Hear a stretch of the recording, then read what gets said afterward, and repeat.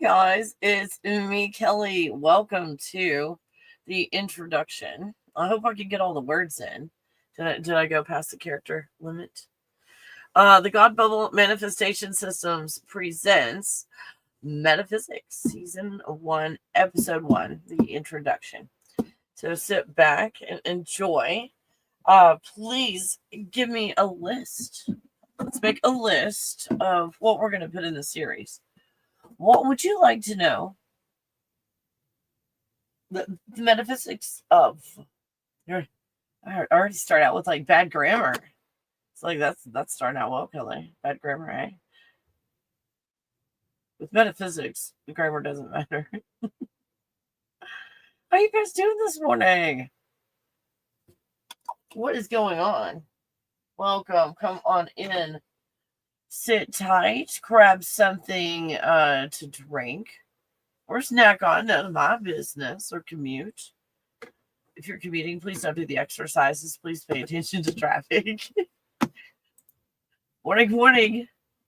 Hey, Limba. Oh, Limba, I think you're going to like this. And maybe you can help me, Jimmy. Because you're highly intelligent. and you know a lot of stuff, too. You're into all kinds of cool stuff. Let's see. I mean, only if you want to. Let me find something to write with. There we go. What I'm looking at in this series is, what do you want to know about? I can throw out some suggestions. But what would you like to know the metaphysics of? I can remote view. I could do all kinds of things. When I looked at when I died,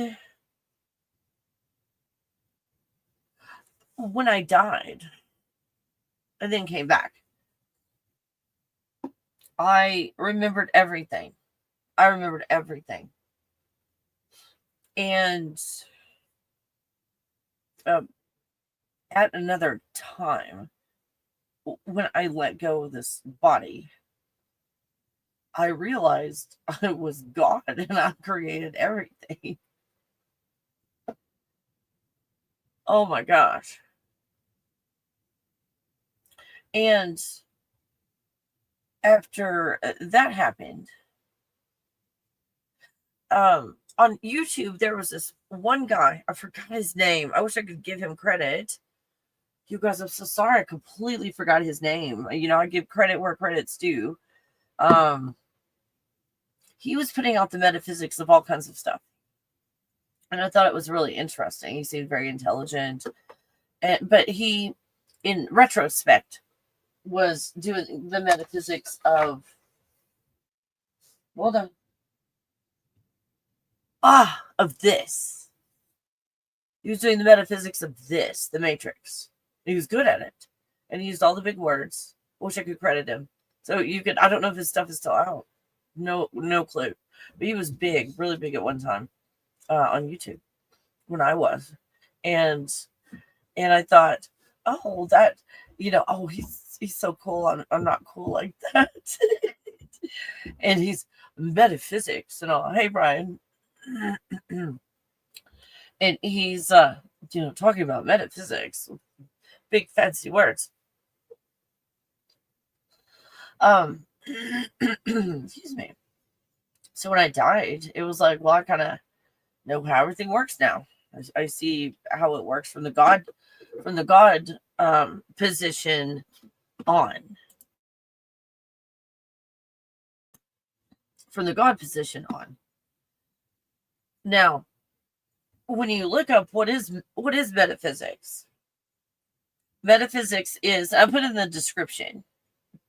Metaphysics sounds fancy, doesn't it? Yeah, I got ordained by the universallifechurch.org. I don't get any money for telling you that, by the way. That's where I got ordained. So the doctor is like Dr. Theology, but it's just for spiritual stuff.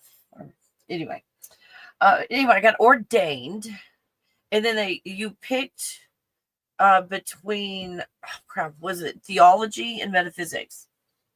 And I was like, what is metaphysics? So I looked it up. The branch of philosophy that deals with first principles of things. Oh, you guys, including abstract concepts such as being. Oh, you guys, being. The origin. Knowing, substance, cause, identity, time, and space.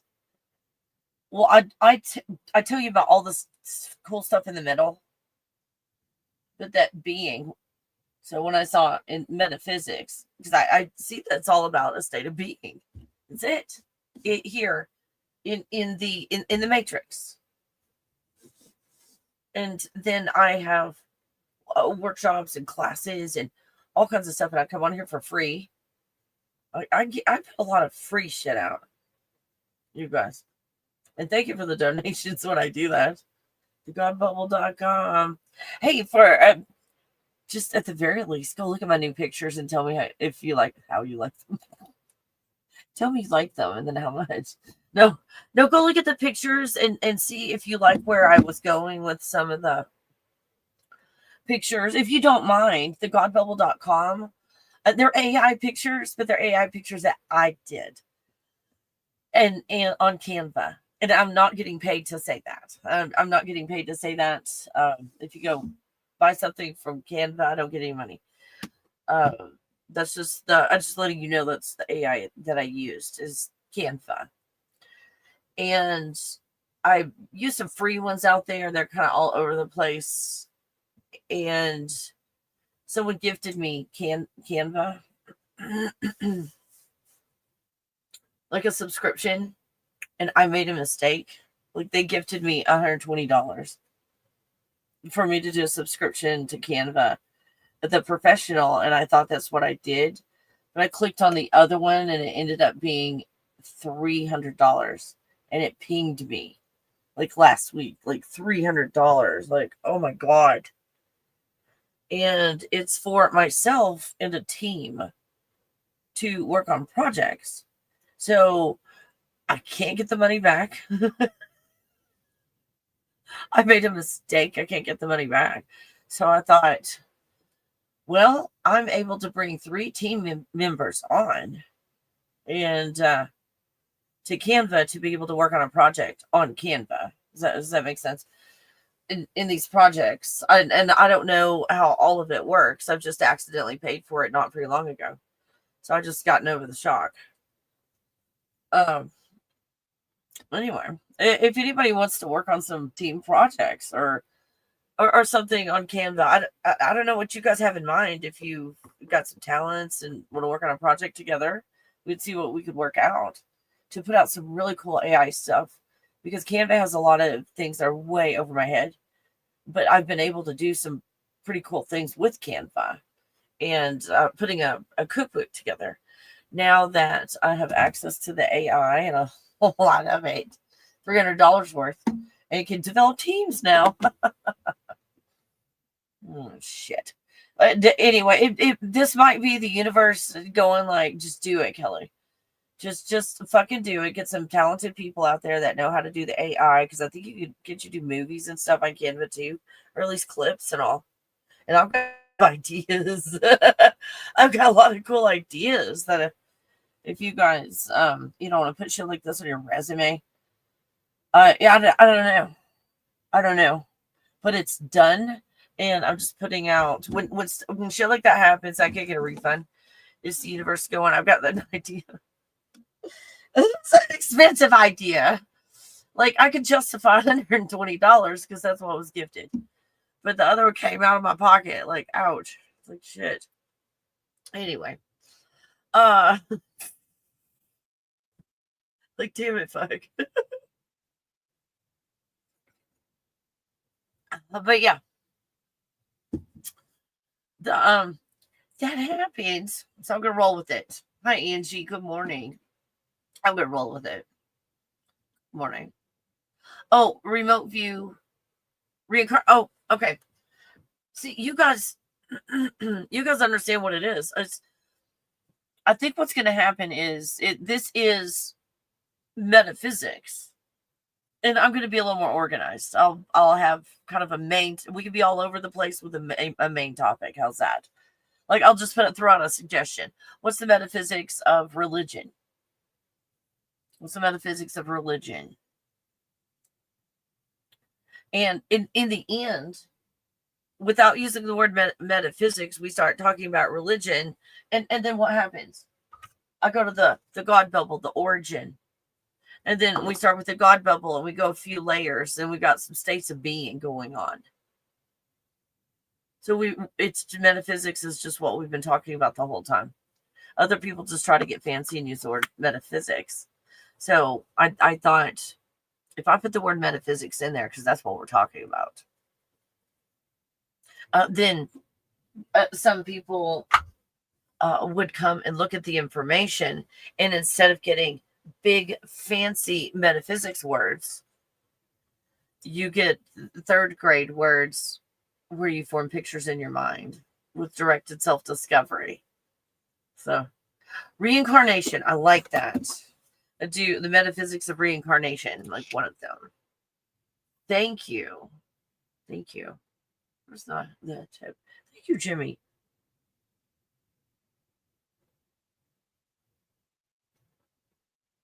I knew you had your finger on like the pulse of everything. Reincarnation. Yeah, are there souls? Reincarnation and souls, those could be two completely different ones. Because the one on just soul would be an hour and a half, Jimmy. Gosh. I love surrounding myself with highly intelligent people. life is so much more better. I can't understand people who want to surround themselves with ones that are lesser than them. You guys, because it's only going to drag them down. I love it when I'm surrounded with people that are more intelligent than myself and more talented in all these areas.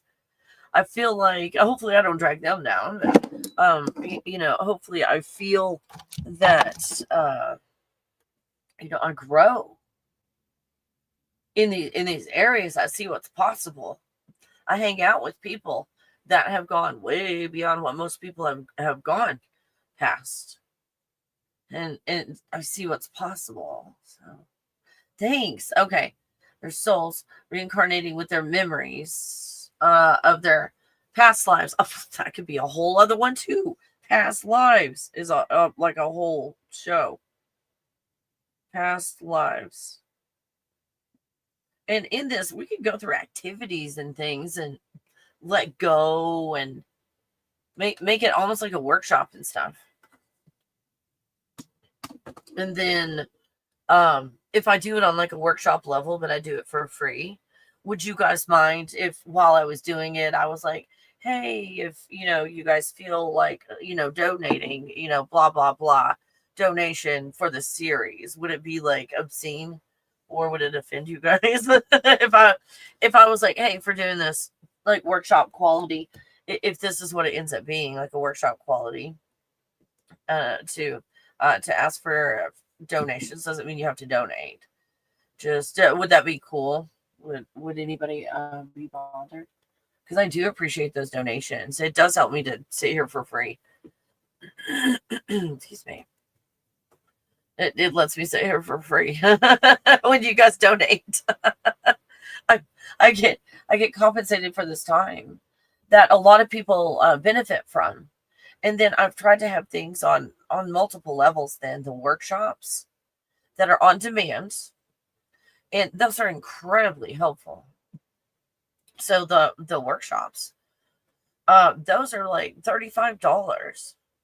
I've tried to make those very accessible and affordable.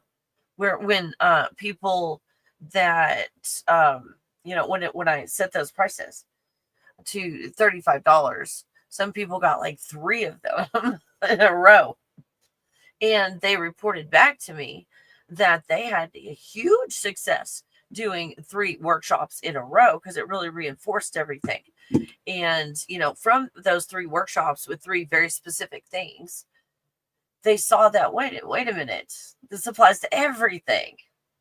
But in 3 workshops, they had practiced it 3 different ways Where then when they looked out in life and saw I can apply the God bubble concept to this, and this too, they were able to do that faster by doing 3 of their choosing, 3 workshops in a row, no matter what the workshops were.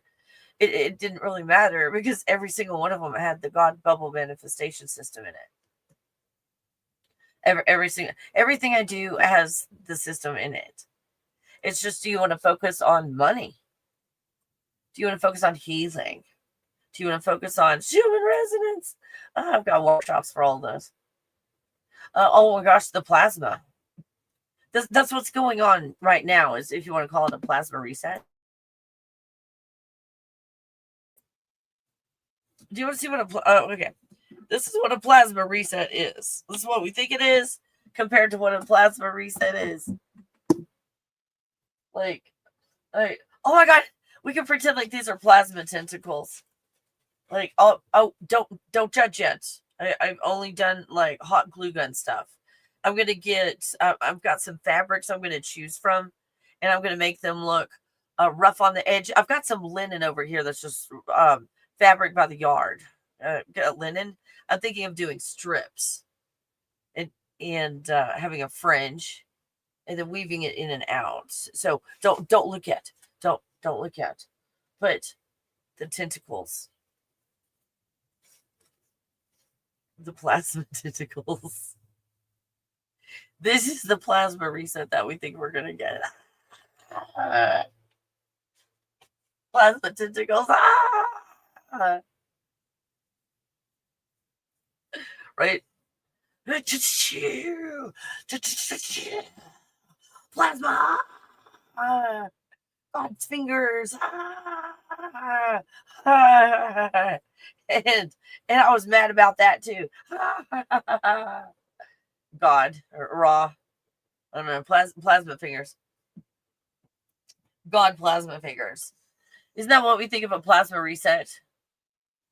Is like the destruction itself of the experiment.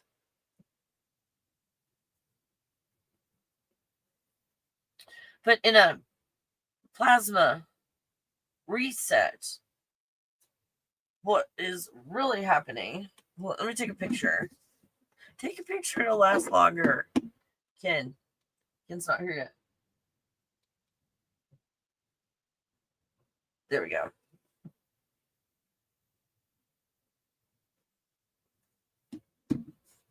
There we go. And reincarnations, soul, past lives, so far. Plasma. Oh, I left it over here. Good job, Kelly. Good job.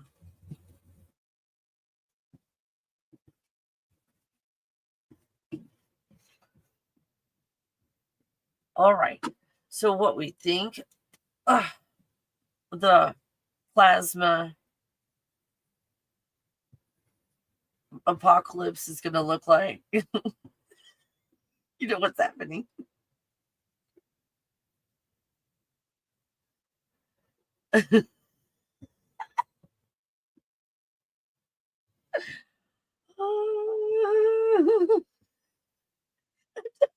Next time I try this. I do have a red mark. Ooh.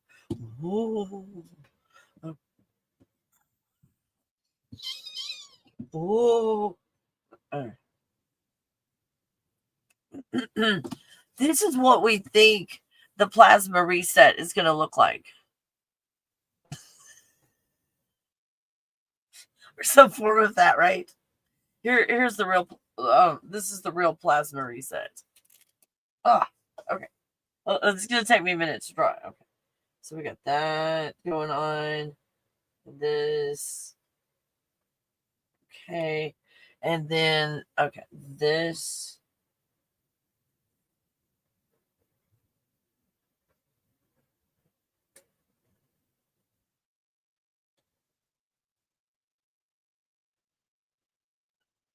And this.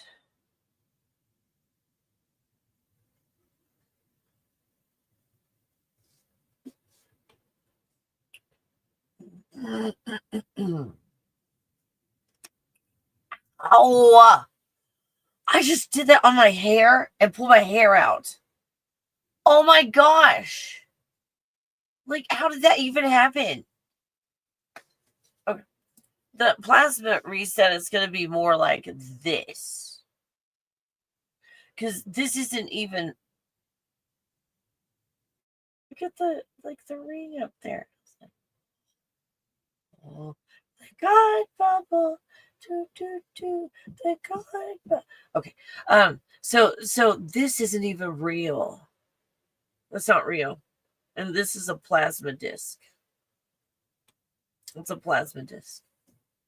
Now, inside of this plasma disc, which is a disc of plasma, like a pool of plasma, it's full of plasma.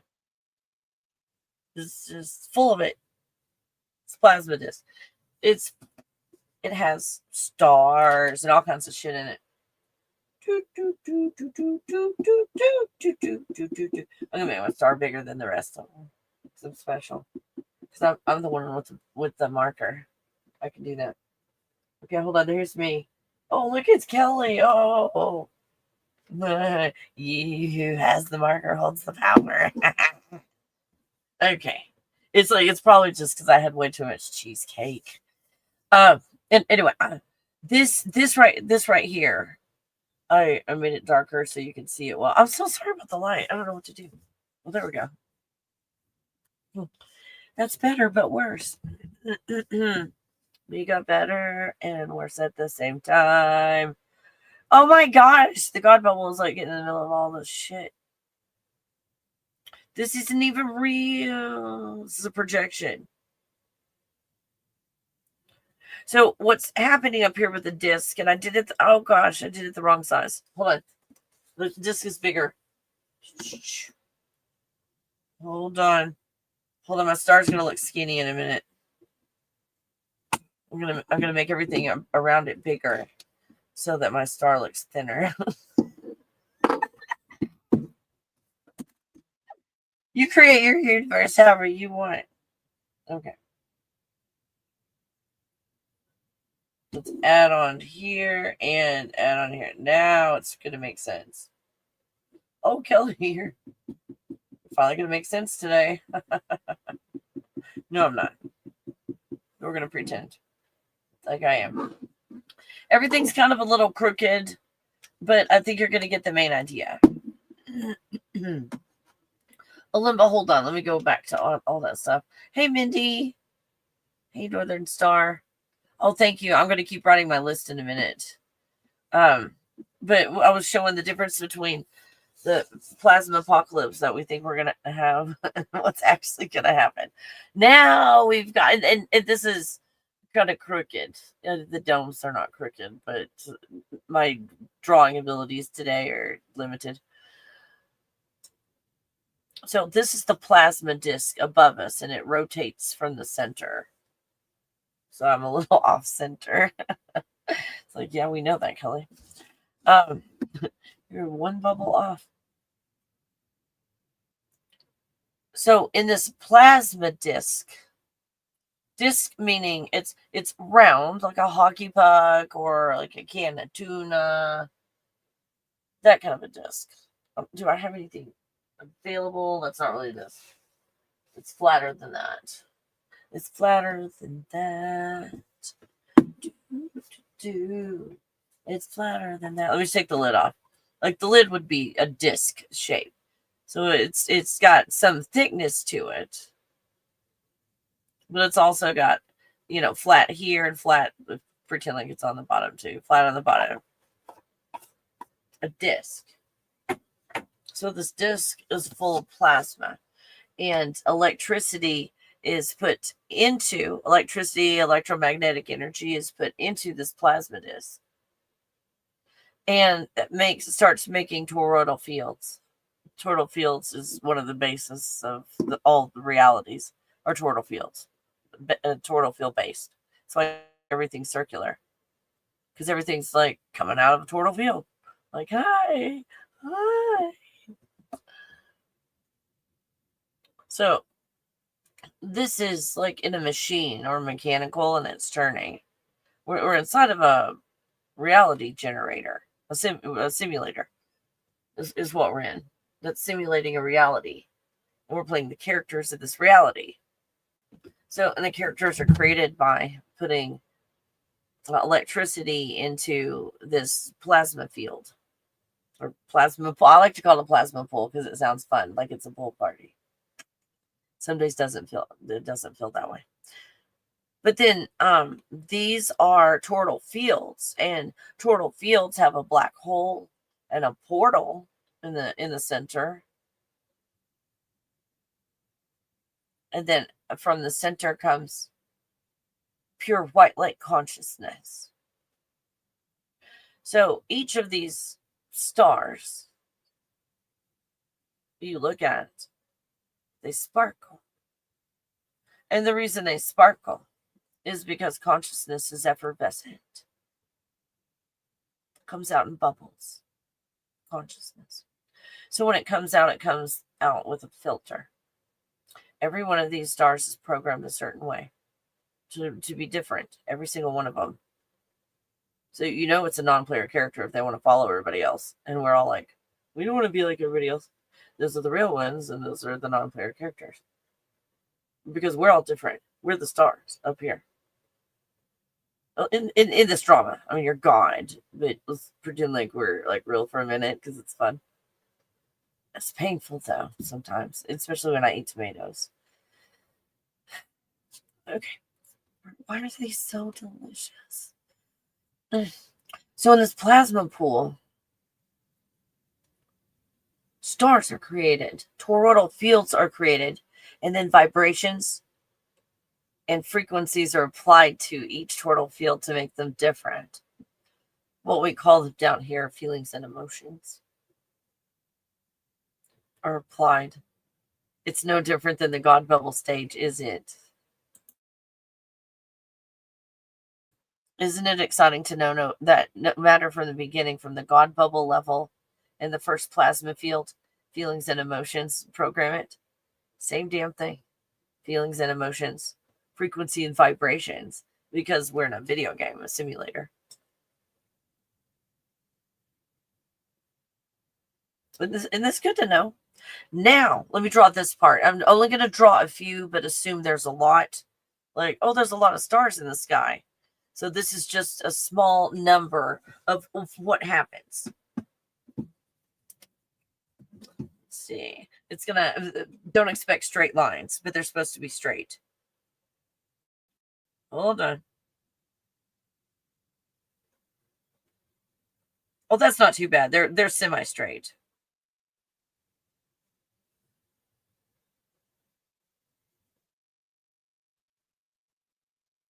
I'm showing you how reality is created here. In this reality generator. You're going to love this because you're going to go, oh, I saw stuff like that in movies. Yes, you did. Oh, yes, you did. Oh, I drew myself in the wrong place. Hold on. Hold on.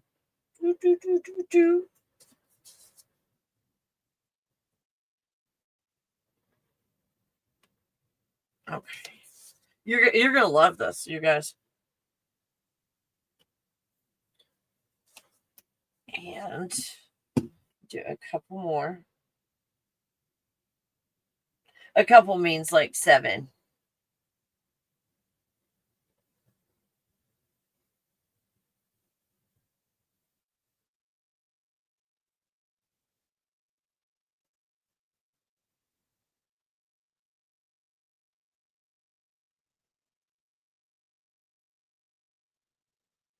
Or 14, probably. More like 14.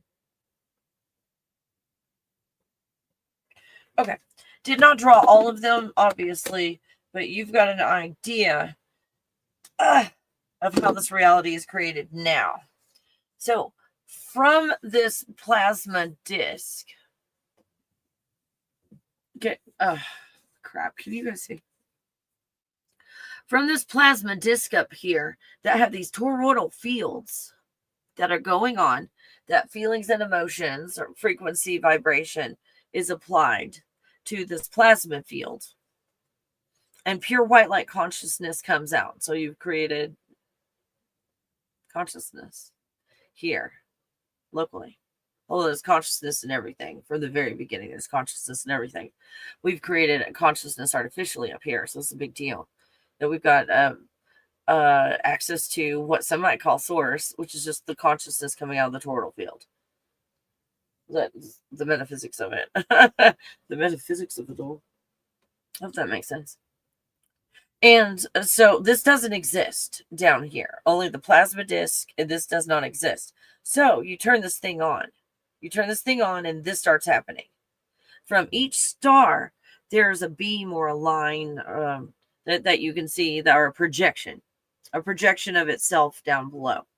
You see? Oh, sorry. No, Kelly. Oh my! I got my finger on part of it. Sorry about that.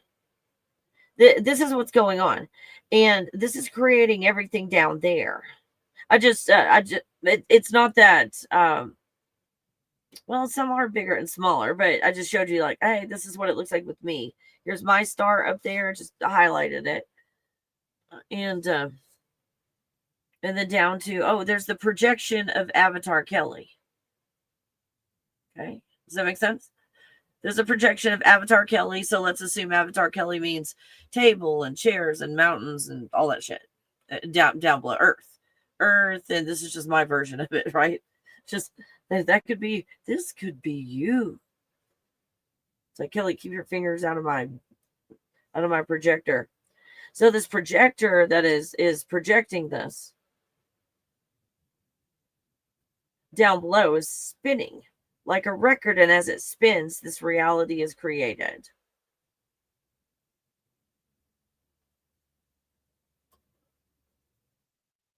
Is that making sense now? Why? What, like when you watch movies like The Matrix, and you see, and like Lucy, and movies like that, they show, this is what they're showing, is this is what is creating our reality. It's whatever is going on up here in the stars. All the world's a stage, and we're all the stars. We're playing all the characters.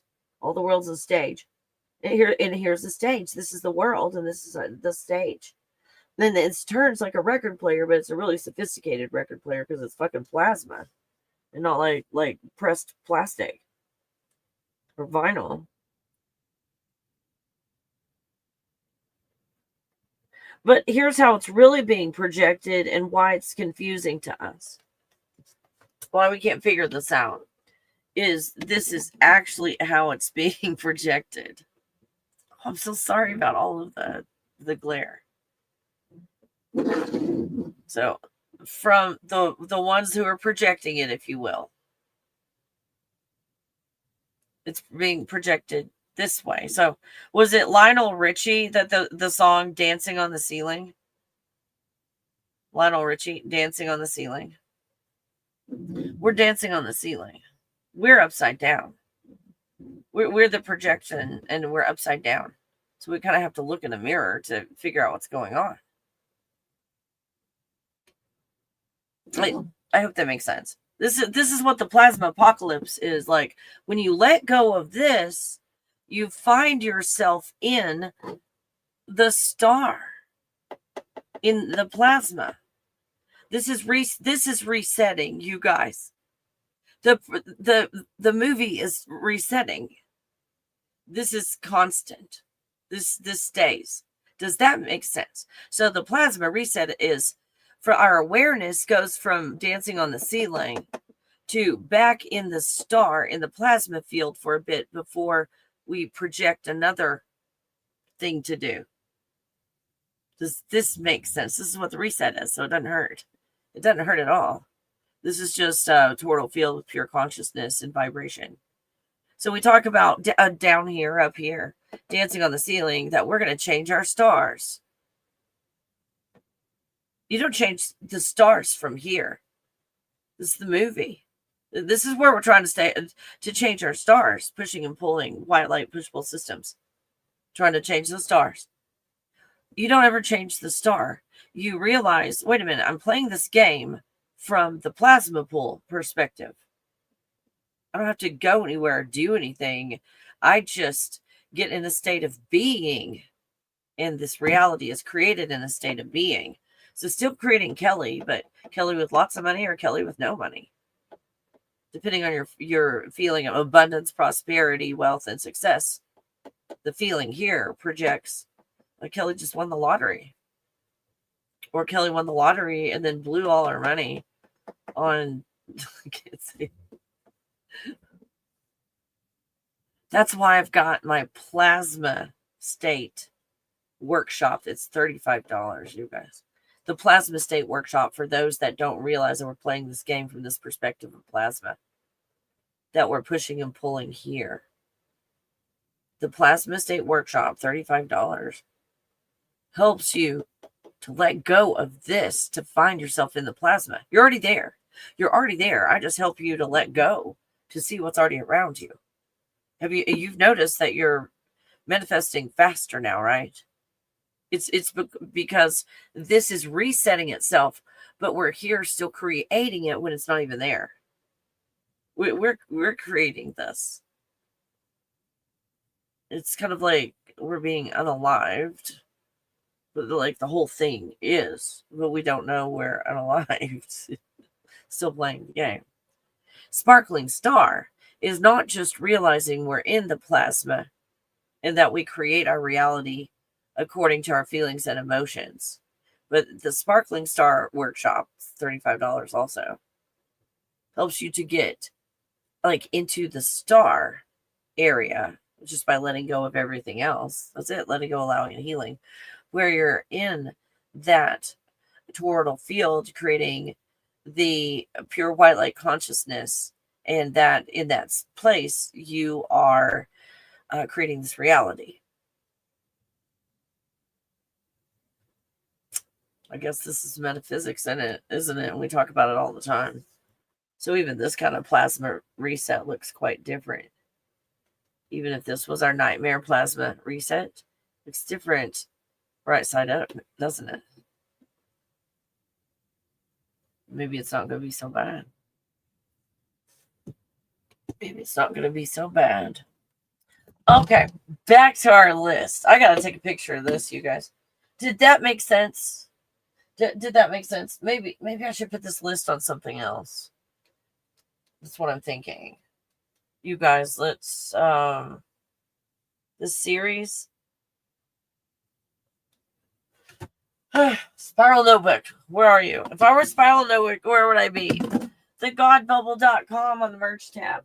That's where I would be if I were a cool ass Spiral Notebook. Kelly. Shameless plug. Hey, go buy my shit. It's cool. I love, that's why I did so many of the Spiral Notebooks, first of all, because, well, I might have an obsession with them as part of it.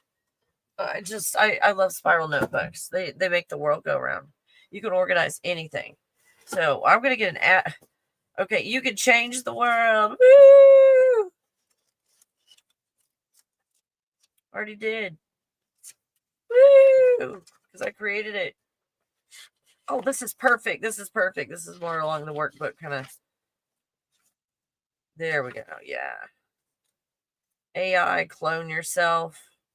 Oh, cool. I've got lots of but like facilities where you can clone yourself. Got the info. I forgot I had it in here. Okay, here's God stuff. The 40 emotions and feelings. I've got all those in there. Yeah, it's that workbook. Yeah, this is important on that level. This is that level important. So let's get that out. I found my Spiral Notebook. Where's yours? I may or may not have a whole box full of Spiral Notebook. You know, it's like when they're on sale. Like you go and something that was $4 is on sale for, it's like four for $1. It's like, yeah, I'll pay a quarter and get a whole box full. I don't care what's on them. I've had some very interesting Spiral Notebooks over the years because I got whatever they had for 25. The whole box, 25 cents a piece. Yes, for 10 cents a piece sometimes. And these were nice ones. They just didn't sell. I mean, it might have been like, a little sparkling glitter pink pony or something on the front. But why not? Why not? Where's my pen? There we go. Where's my? I think it was reincarnation. I can't remember. That's why I took a picture.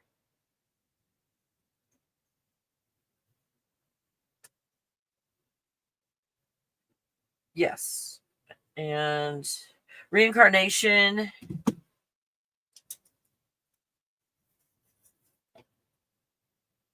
Oh, okay. So it's the metaphysics.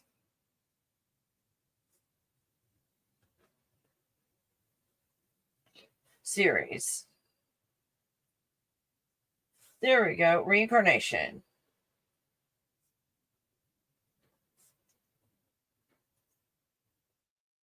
Okay. Reincarnation in the soul. And past lives.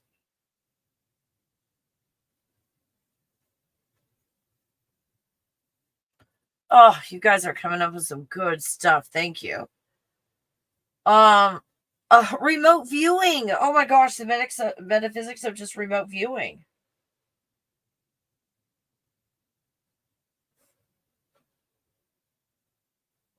Not from the perspective, I'll go through the perspective of the Matrix. I'll go through all of them. But I'm going to give you God bubble level remote viewing, the metaphysics of it. Oh, you guys, this is perfect. I'm so excited about this series.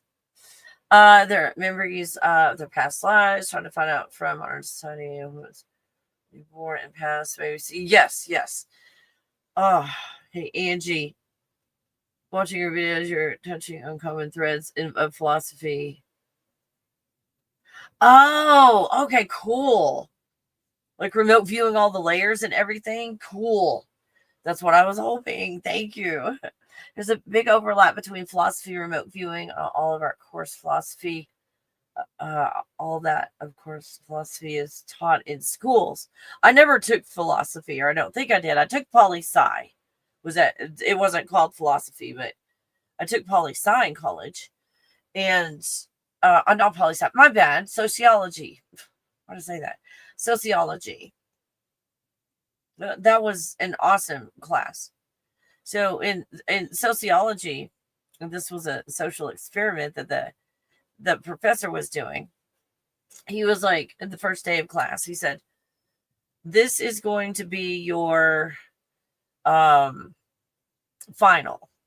And I can't remember, I'm just making this part up, like, 20 pages of XYZ social blah blah blah. And that's going to be your final paper. And that's going to be your only grade in this class. Is that final paper you turn in on the last day. And in that class, I think you met twice a week for the class.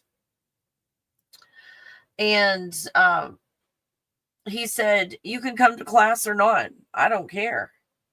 As long as on the last day of class, you turn in this 20-page, essay on this topic or something, or however many pages. So it started out, I went to class and all, and it was just talking about the observation of people. And I'm like, I do that all the damn time. This is what sociology is. It's just people watching. It's like, I'm fucking good at that. I'm like neurodivergent. I don't know how to act, so I study people. And like this class is like a no-brainer for me. So when I saw the concept of what he was teaching was just observation of people, his perspective and others. Then I didn't go back to class, and I turned in the last assignment and got an A in the class. And so, and you had to be there on the last day to turn it in. You had to be there for the last class, like from beginning to end at the last class. So when he gathered all of us together, I'm trying to remember how many people were in the class. Gosh, I went to class just a few times. Oh my God. And there weren't very many people in there. I'd say there might have been 100 people in that class. Maybe. So in there, in this class, he said, okay, I wanted to let you know this class was an experiment. This class was an experiment. A social experiment, the whole class. From beginning to end, the whole semester. And he collected all kinds of data from us, like who showed up in class and who didn't, and the grades they made, and all kinds of stuff. So he used that class and admitted it to us at the end as a social experiment to see what people would do if they would go to class or not, if they were given the choice, if they would go to class or not. And so again, I went to class. I observed all I needed to observe from that class to understand what was going on. I went out and observed people and then got an A. So I did actually, without sitting there listening to all of his boring shit, I got something extraordinary out of that class. And I learned something about myself too. That when given the choice, I still did what I thought the class entailed. When given a choice, again, I went out and observed instead of listening to him and his observations. I actually went out and did it. So in his social experiment, the way that the class was done, I benefited more from that class than I did from any class that commanded that I sit in the seat every day. I got more out of the class. Isn't that cool? Isn't that cool? But I don't know if it was philosophy, but it was sociology. It's like, no, Kelly, those are two way different things. Oh, it's taught in schools to try to keep it theoretical and dry. It's power with dry academic language. Yeah, like big fat fancy words. No.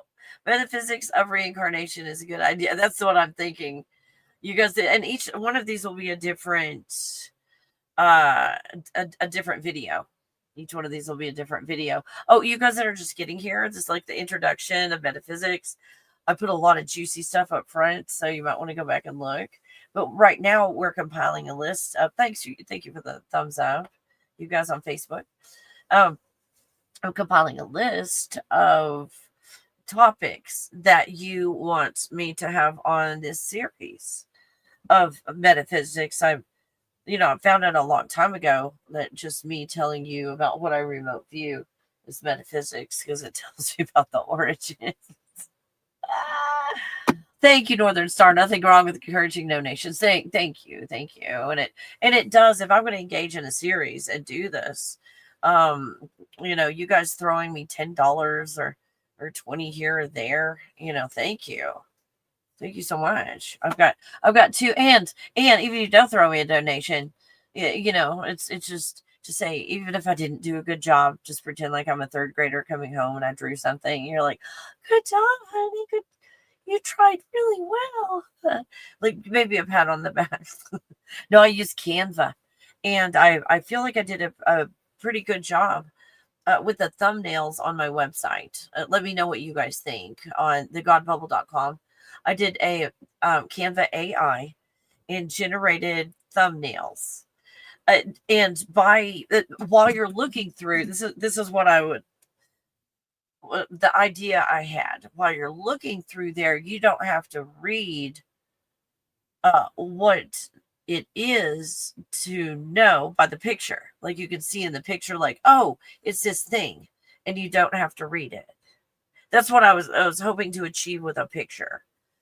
Let me know if I achieved it, or if some of the pictures, let me know if you don't like some, or hey Kelly, I was thinking like on this, you could do another AI picture that looks like XYZ. Just give me your opinion. I'd love to hear it. Oh, grateful for you, Mindy. Hey Helen. Hey, Kelly. When you get the oh gosh, I love it when you get the whiteboard out. Like, oh my god. Oh, I can't remote view the Bermuda Triangle. The metaphysics. Is that a metaphysics thing? The Bermuda Triangle, you guys? Or is that just remote? Where'd my pin? Oh. Or is that just remote viewing? Oh, let me write it down. The Bermuda Triangle.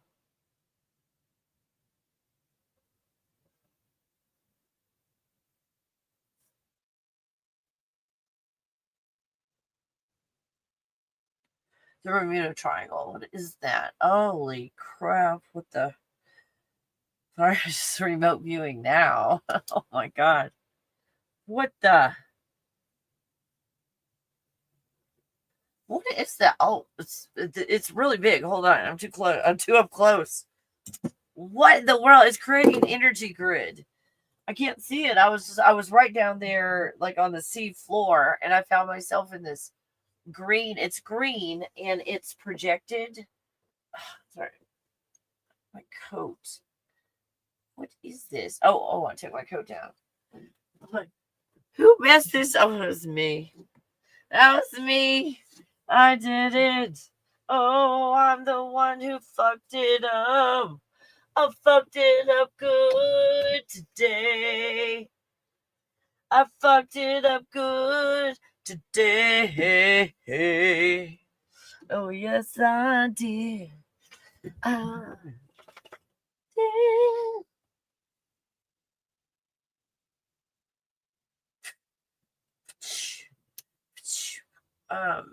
So yeah, I've got the Bermuda Triangle. The fuck was that? Let me look. Green, a grid, like a projected. It reminds me of Metatron. Something about this. I don't feel good. It looks very pyramid. I'm getting sick. Ugh. This is terrible energy. Ugh. I don't know what this is. It looks very sophisticated though. 1, 2, 3, 4. Is it 6-pointed? There's a trying to look at it from above. It's a projected. Oh my god, a projected grid system. Like I'm not saying it's lasers, but it looks like laser beam. Like projections of a grid system inside of like a a pyramid, a huge pyramid, but it's a very structured and sophisticated. It's like doesn't feel good at all. I'm getting don't take this too literal, but like Superman vibes. Where Superman, I know this is underwater, it doesn't make sense because Superman's supposed to be like with ice and like in the Arctic, possibly representing Antarctica. I don't know, but this feels very like Superman. Cal L L God. L is God.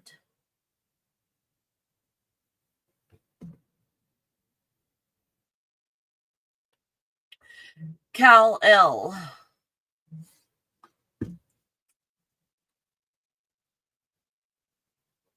It doesn't know how to spell. Or maybe it's the southern accent. Cal Superman, a fictional superhero. For the comic books, known for this ionic blue suit, red cape, and chest S symbol. And anytime I see the S symbol, and it's got, hey, that looks, and it's, you guys, I don't understand what this feeling is. It's awful.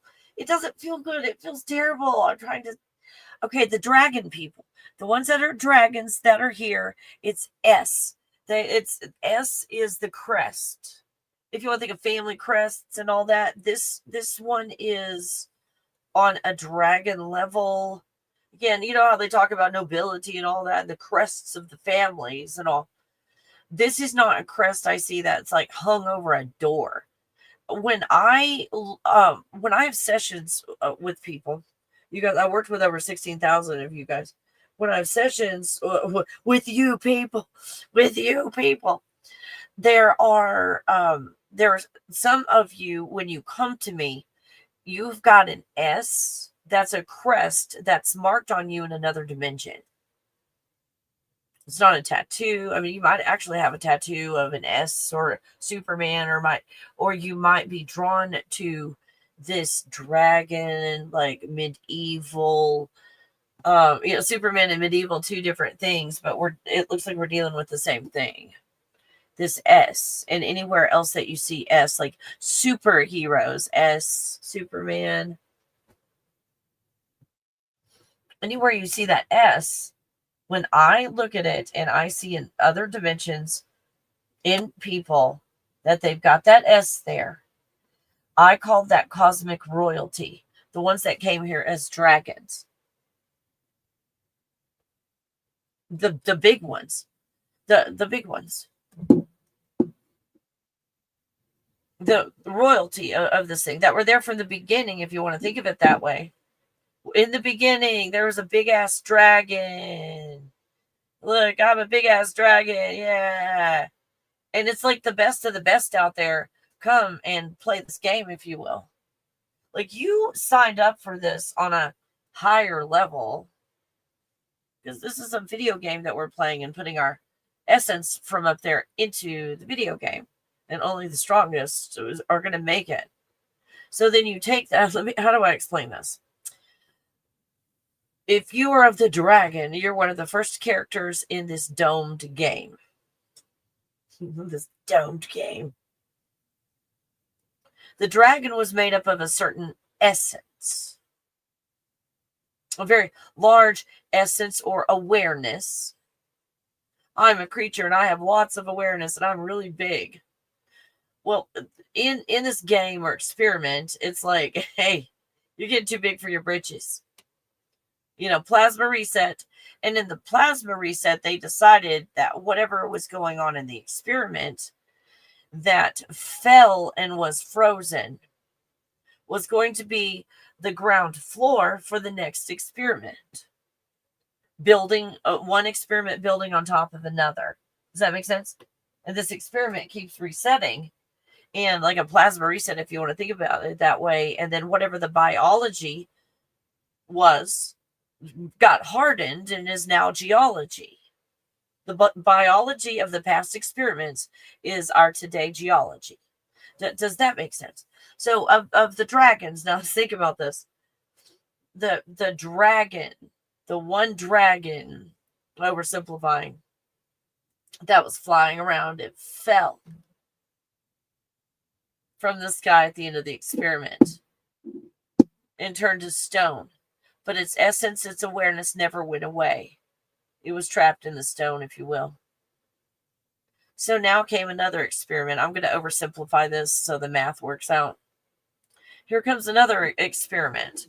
Well, with that same essence and awareness of that one dragon, the beginning dragon, that is now one huge mass that has fallen and hardened. Now we have another experiment on top of that. Let's say it's two dragons and they're half the size. They're not as big as that dragon. So there's two of them. And so the essence or the awareness that was in that dragon gets divided between this dragon and this dragon. You see where I'm going with this? So these two dragons I'm oversimplifying the process. It's a lot more detailed than this. But this is how it got down to us and why we're the dragons playing this game. So then those dragons, it's like, you stay on your side of the dome. No, you stay on your side. Fuck you. I'm going with the sun. I'm going with the moon. And it's like, oh, fuck. Fighting with themselves. We made two of them now. Fighting with yourself. Fuck. Me, plasma reset. I'm making up the plot line, you guys. In plasma reset, my point is what happens on the ground. I'm just making the other shit up. So the dragons fall to the ground, whatever the shape they are, on top of the large dragon. You seeing what's going on here? So, and then that goes on and on 7 times. And every time the characters get smaller and more numbered, larger numbers of people. But that original essence from the dragon, the beginning dragon, I hope I'm explaining this well. The awareness now is divided up amongst us. Me, a bunch of you guys, and a lot of you had sessions with me, and I saw the S. And those are the dragon, the ones that are here that are dragon people. And then you got a lot of non-player characters. So in this dome, we are like divided up of the dragon. I hope that made sense. Did that make sense? I hope that made sense.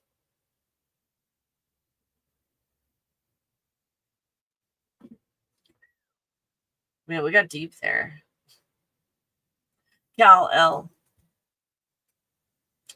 And Kal-El is in the position basically of God. Superhuman strength, can fly, dedicated to fighting for truth and justice. See how we're conditioned that when this, some call it a flash is going to happen, or plasma or whatever, that we're still in human form, but we're not limited by what we've been conditioned to think our whole lives. And the energy's here. The energy's here. So a lot of us are turning into superheroes, and movies like The Power are coming out. So when things happen to women, is this on Amazon, you guys? I'm so sorry, I keep forgetting. I think it's on Amazon. The Power talks about a new organ that women are growing. The women, the creators of reality, the gods of this reality, when their existence is threatened, when it's their creation is no longer sustainable, then they grew organs like up here, an organ that if it's removed, they don't live anymore. And it's kind of like an eel, they said, that produces electricity, and the electricity comes through their hands. And that's the movie The Power. And I think they're putting movies out like that because what's really happening is we're finding ourselves in plasma, ladies. So when you look at The Power, and that's all, it's a feel-good movie because it's like, yeah, now you know what it feels like. I mean, it's a feel-good movie and everything, but don't look at the technology like it's going to be electric. Yes, it's going to be electricity on some level. But what it is you're in the plasma field. You're in the plasma field, ladies. And what's happening now is a lot of ladies that find yourself in a bad place, and you're traumatized. In that trauma, what happens is you look around you go above and behind the body with your awareness. All of a sudden you find yourself above and behind the body. It feels like an out-of-body experience, but what you're doing is you're getting into where's my ladies, men are having a hard time doing this, which I think there's a reason. So ladies, where you're finding yourself is in the plasma field, in that star position where you're spewing out pure consciousness, where your feelings and your emotions create reality. And right now you're mad. You're really mad. And you're not going to take this anymore. So what's happening is you're changing your emotion inside the plasma field, and you're getting instant results. And if you get mad enough, it will create a supernova. In the reality, you will see a ripple go through the reality that looks like thick, intelligent, warbly water. I have no idea how to explain that. But you're in warbly water. Makes no sense. But anyway, plasma. It's plasma. So, ladies, this is happening to us right now. We're evolving. This is why I'm doing this 30-day manifestation challenge starting on the 23rd, is because we are evolving. And I want to include everything in all the workshops in this 30-day manifestation challenge. So whether it's the plasma state, or it's the sparkling star, or the Schumann resonance, we're going to go through all of that, and parasite cleanses. The whole time we're going to be letting go. We're going to go through healing. Yeah. Energy reading. looking at the energy, this is the evolution. We are going to allow for whatever evolution is going on right now. We're going to allow for it, regardless of clouds blocking blue light. It doesn't matter, because I show you from the God bubble perspective, where you created blue light and you created feelings and emotions of blocking what's good for you, blocking the healing, the health.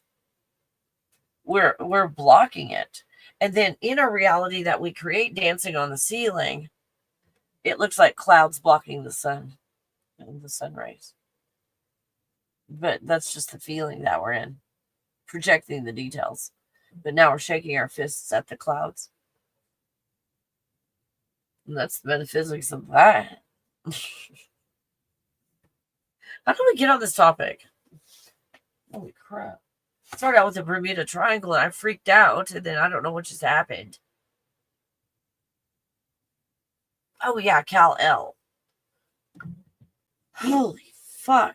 I don't know what I just said. I'm glad. Is this? Yeah, we're recording. Thank goodness.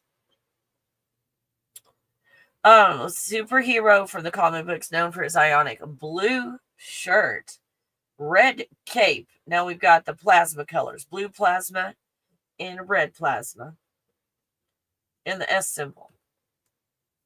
Superhuman strength, fly, dedicated to fighting for truth and justice. So we're turning into superheroes, and we're being trained to find an enemy and fight.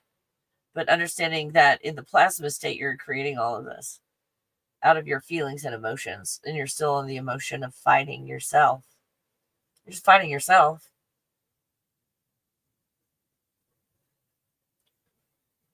So when you heal and you awaken to being a superhero, there are no enemies, because you realize you create this reality and everything in it, and you fighting your reality is just fighting yourself. And that's truly becoming a hero. But they condition you to only develop in areas that are easiest at the beginning, because they say that, oh, not everybody has all the abilities. No, in that one flash, you got it all. Oh, you got it all. You're whole and complete in and of yourself. You don't need a team of 5 superheroes to go what? Fight the bad guys. Because why are we separated into 5 separate things? That's why we have bad guys, because we think we are separate. When it's like, no, we're whole and complete in and of ourselves. So now we realize the bad guy was just us. It was just me.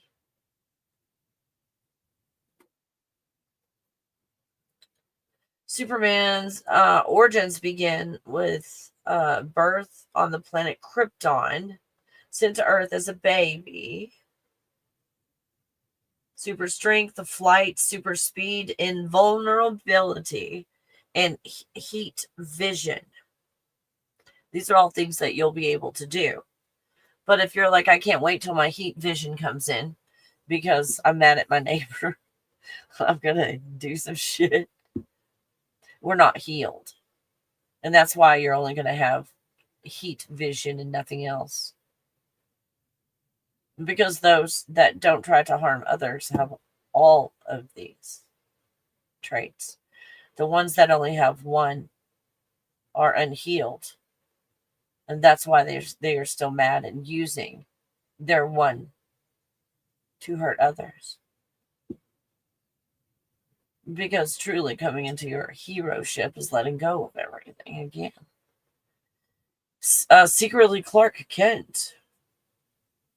Powers to protect humanity and uphold justice. And that's Sagittarius, isn't it? We're the protectors of all you people. That's why they gave us a weapon. The Scorpion, just defending itself. The bow and arrow, that's long range. Takes skill and planning. I've got your back, you guys. I've got your back.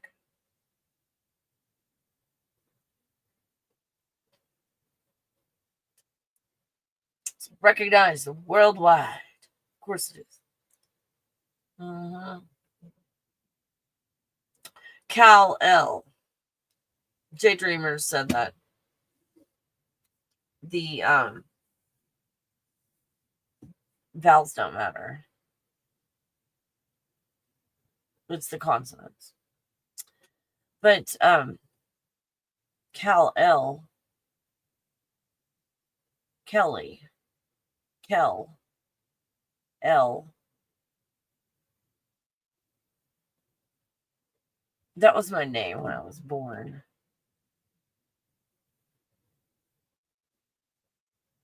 Kelly. Kel. K-L. Cal L. Hold on.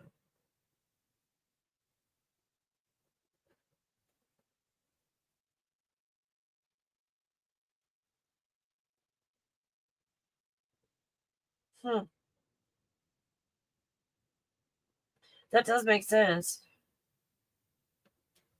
That does make sense.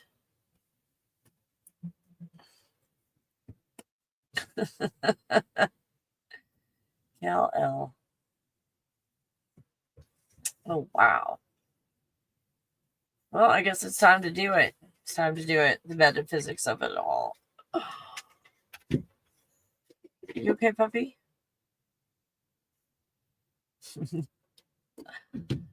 Woo, you guys.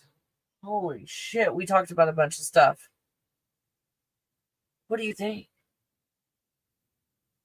You guys that are just joining for this series, we talked about some shit. Oh my god.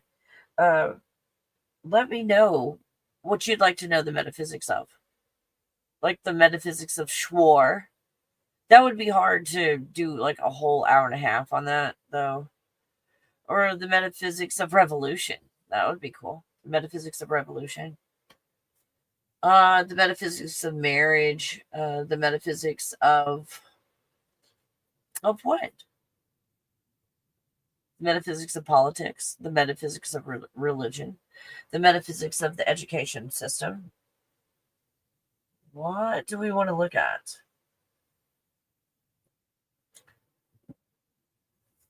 Can you do the metaphysics of the Galactic Federation of Light?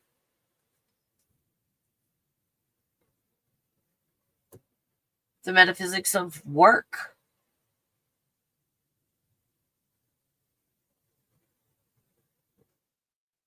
The metaphysics behind abductions.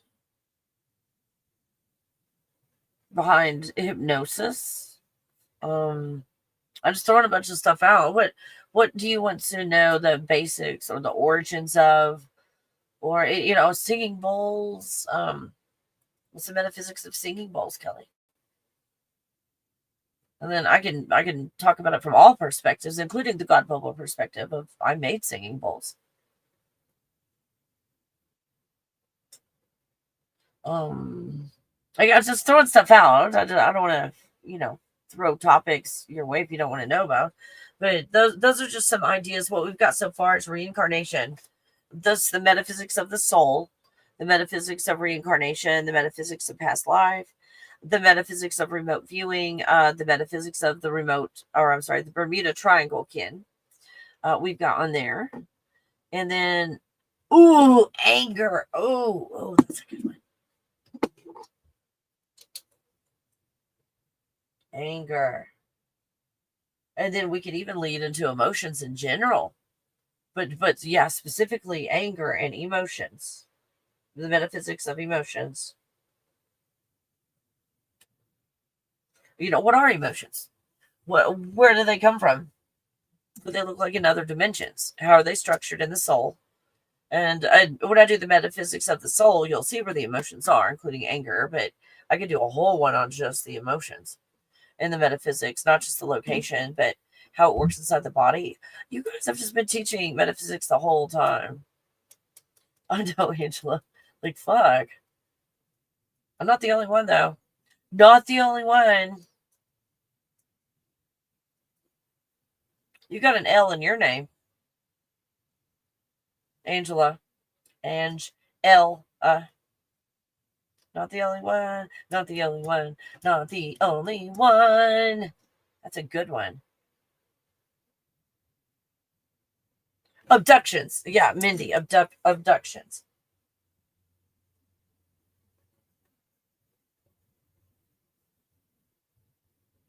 Metaphysics of addictions. How's that? Addictions?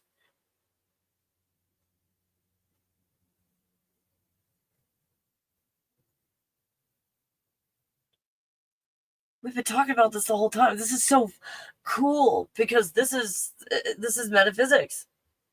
You guys, we've been talking about metaphysics the whole time. I just haven't labeled it. I hadn't labeled it. Ah, Angela. Yeah, L. Fellow L. We take care of shit. We make sure everybody's safe. There's nothing catches on fire until it's at the end. At the end of the party, then when everybody's going home, then whatever. Metaphysics. Metaphysics of what would you guys like to know? Oh my god. Metaphysics of love. Metaphysics of love. Which we talked about in the emotions, but we can focus on love in particular. Because man, I remote view all kinds of stuff with that. And hopefully it will be helpful when I talk about what I remote view with love, where you find yourself in a different kind of love than you thought. Well, a love based on expectations due to Hallmark movies and bullshit like that. That we've got all of these expectations over the years, social conditioning and so forth, to what is truly love, because we're trying to love ourselves, but then we're loving ourselves with rules and restrictions and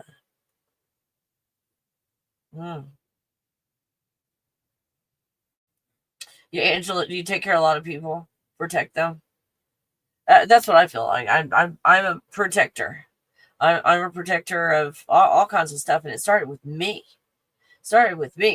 With when I was telling you that guy that came up at the show, at the car show. I was saying something to the person next to me about I'm going to take a picture of this, and he goes, "Oh, you're a pretty lady. I'll take a picture of you by that car." And I was like, "I'm not in the mood to be flirted with." And he says something else, and it's like, "Oh, you should be," or something. And I'm like, "No, thank you." And he said something else, and like, "Oh, you'd really look good next to the car." And I said, "It's time for you to walk away." So that's protecting myself. That's protecting myself. I find any time that someone comes up that wants to be your protector, I don't know in your experience, Angela, someone that's like, "I'll protect you," you end up realizing that they were protecting you from them, and not very well. Why are you protecting me? Oh, I'd like to know the metaphysics of the emotion. Oh, thanks, Northern Star. I'm excited about that one. I think that's going to be a good one. The metaphysics of the emotions, like where they come from, where they originated. Because like when we get in the God bubble, it's like I'm in the God bubble, and I'm feeling love. Like, you're in the God bubble before you created love. That's a different feeling. Letting go and allowing is different than pushing and pulling. The metaphysics of letting go, allowing, and pushing and pulling.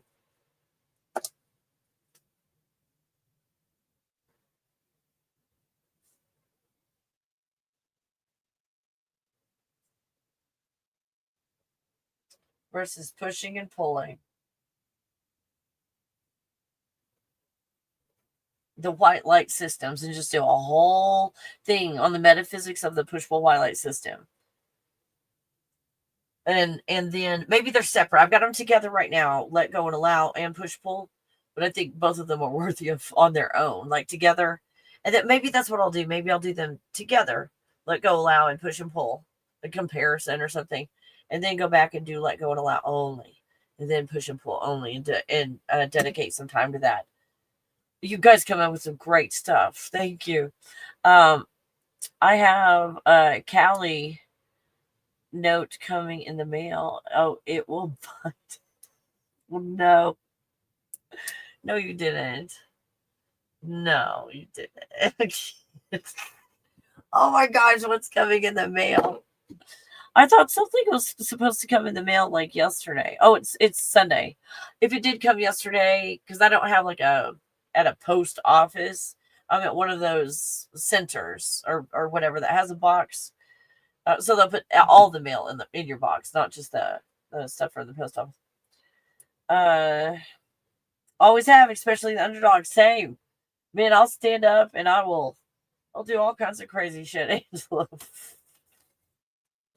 You probably surprised a lot of people and yourself at times. Going to someone's defense. Yeah, I'll jump in real quick. Oh, you wanna pick on somebody? Oh, you can be picking on me now. And the first thing you're gonna get is my mouth. And with my mouth alone, you will regret most of everything that you just did. And then the rest will come later, and you won't know when it will happen, and you don't know who it will be. Just watch your back. You never know when we're going to have a second crime scene.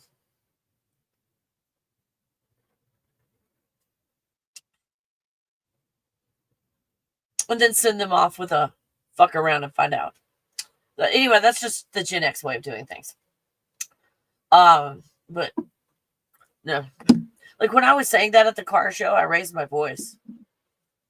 I was very stern. I wasn't yelling or, like an angry tone. I call it the mom voice. Where it's stern, but you're not like yelling. Like that intense anger behind it, but we are. Oh no, it's like a controlled anger. No, that's what it was. A controlled anger.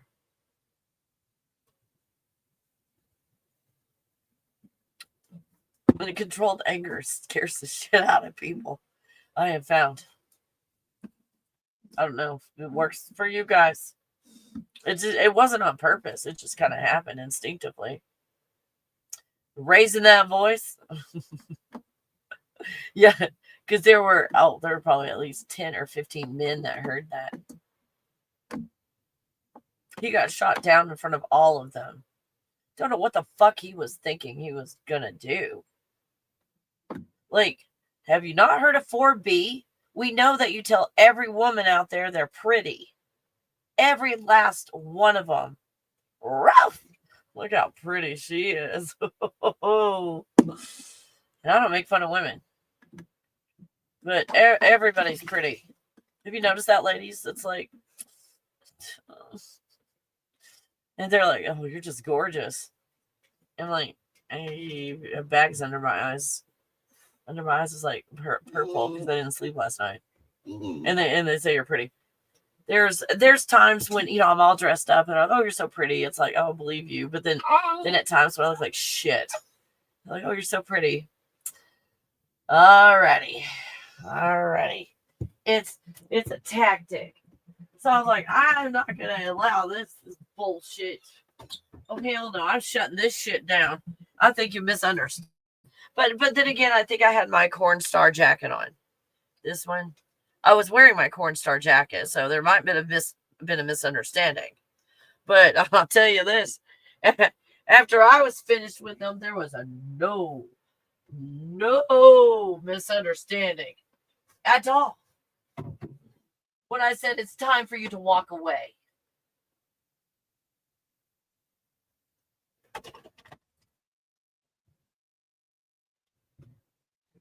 And I did it like my Aunt Tommy would have done it. Over dramatized.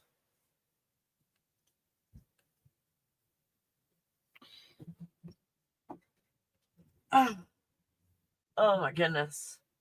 Again. What's my nose? No, I don't want you to scratch my nose. I don't know where your paws have been.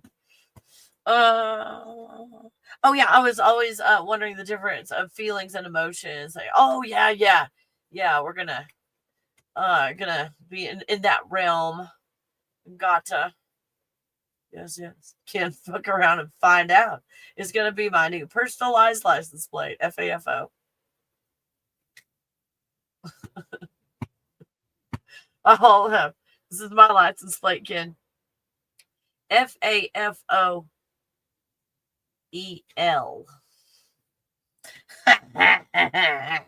Stop. Oh my gosh. When I was in Vermont for a short period of time, long enough to buy a truck. I bought a truck while I was there in Vermont. But while I was running around Burlington, around Burlington, I swear it was, I'd say 4 out of 5 license plates were personalized. Or more were personalized. Where I just had a scrambled gook on my license plate that I think said PCP something.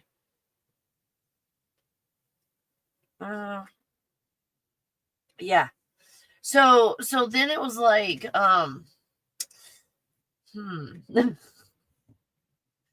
I get vanity plates? Then it was like fantasizing, because it's all you saw everywhere. Like, you were a nobody, and some of them it was a big deal to have these numbers on them, to have the lowest number, like in single digits and stuff. The numbers on your license plate, because the lowest number meant that you were the first. It was this whole license plate. Go look it up. It's this snobbish license plate thing up there. There's rules, and some people are better than others because their license plate has a 3 on it, and yours is 74 and mine is 3. And someone drives up with, and then someone drives into the parking lot with a 1 on their license plate.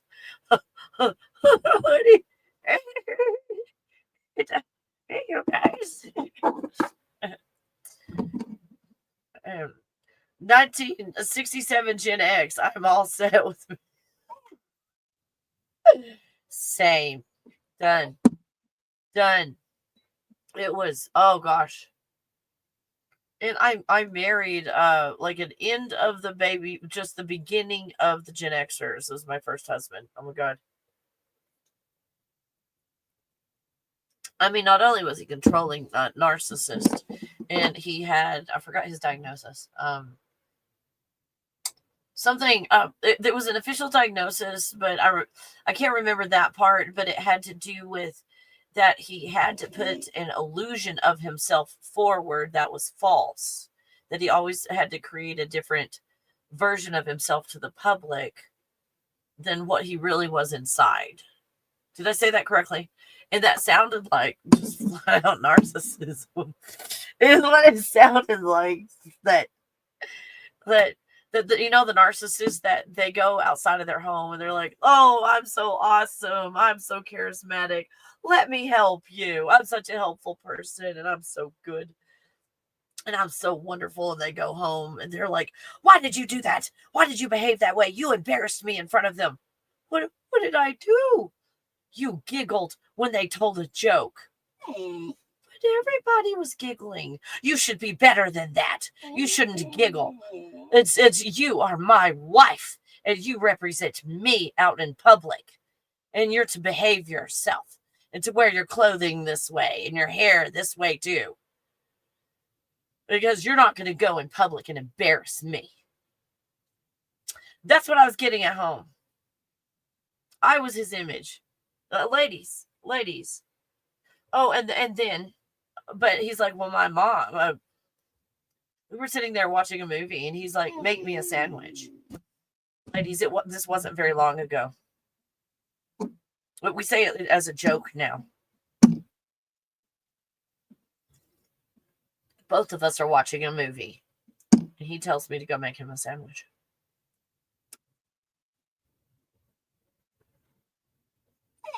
With, bread and lunch meat and cheese, mustard, stuff in the refrigerator. That third grader. Well, I'd been cooking since I was 4, not because I had to. My friends had to. A lot of them had to.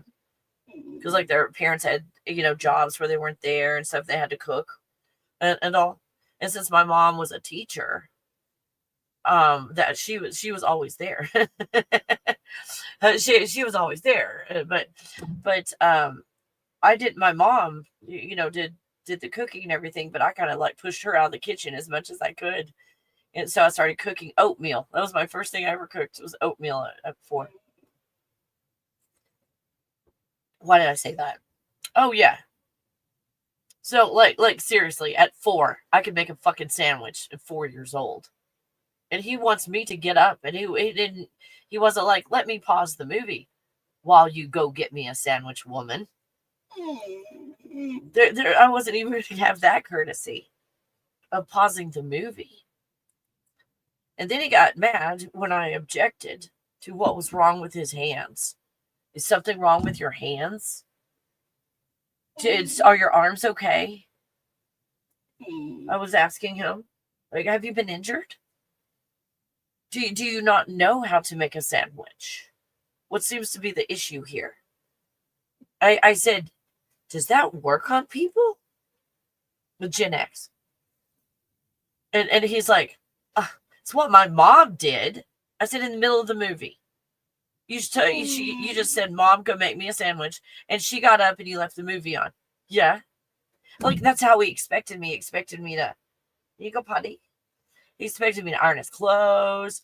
And I was running. I had my own business. I opened a salon. I was 20. Opened a salon and had employees. And running and managing that. And doing the laundry and the cleaning. I'm like, get a cleaning person. And he's like, well, you're going to have to pay for that. I'm like, we're married. It's our money. And I'm like, and then he had this like, high paying job where I could kind of like keep going to, I was going to school and he had this high paying job. So he was making enough that it paid for everything. And I was going to school, and then he's like, I don't want to do this anymore. I'm going to go find myself. So he quit his job, and for 18 months, he didn't have a job for 18 fucking months. So I went out and got a job. I didn't get to do, I had dropped out of school. I was like a junior in college. And to get a job to support us while he found himself for 18 months. So he went to the gym every day and worked out. And ran around with his friends for 18 months. And then he got a job. And he got a 6-figure plus job. The job that the whole time I was like, you'd be really good at this. So he gets this job. And is it 6 weeks in training? Yeah, I think it was 6 weeks in training. And they were going to like fly him back every other weekend or something like that. And we had a baby. Just had a baby. So he goes to the training for his 6-figure plus job. And this was in like 1995 or 1994. That was a lot of money. A lot of money back then. And so he's in training for this job. And it's like, finally, it's like, I've been having to work and all this stuff. We've got a baby. And finally, we've got good money coming in. So I can hire a nanny and a maid and stuff. And get some household help and all. And raise this baby properly. So it comes on the first weekend and he's unhappy because he can't just flit off to the gym because we have a baby that's just, newborn. Anyway. So he's upset that the house is not completely clean. And I don't have dinner on the table. And he's like, what do I have to do with this baby? I want to go to the gym and work out. Like, he wanted to just keep being single and have me do everything. That's that's how he was doing it. But he was overly critical when the house wasn't perfect and everything wasn't perfect. I was expected to do everything, but it was supposed to all be perfect. Like his mom, because she was perfect. Ugh. Ladies, that's so unattractive. Like, you lose interest so fast when they become your child. Oh, God. Anyway. Ugh. So at the 4-week mark, this is what he had been having. He had a newborn baby at home. He's going into a 6-figure plus job in training. So he's out of town, put up at some hotel, and he's got laundry service. He goes to, eat either the cafeteria style or restaurant or whatever. Just, it's cooked for him. It's ready. It's paid for by the, company. All it's paid for. And so he's got all his meals, and he gets to go to the gym and work out anytime he wants and do anything that he wants and all of that. So he goes from that life of just kind of living, as a single person, basically while he's in training, to coming home to a baby, and the house isn't perfect and everything isn't done for him. And he was mad because there were fingerprints on the glass. This was in style in the 90s, you guys. The glass front things that you would put your electronics in under the table, and you put like the TV on top. Like, there were baby fingerprints on that. He blew up. How dare I let my son, it was now my son, your son, touch my electronic cabinet? How could you do that? You're a horrible mother. The fuck? So, you guys, it's like I couldn't win from the beginning. I was told I was a horrible mother because I went in the other room. I didn't realize he was crawling yet like that. He had crawled across the floor before, they go in these stages, and when you find out when you find out. And he had crawled over there and touched the glass with his slobbery fingers. And I came in there and got him. But, like, oh my God.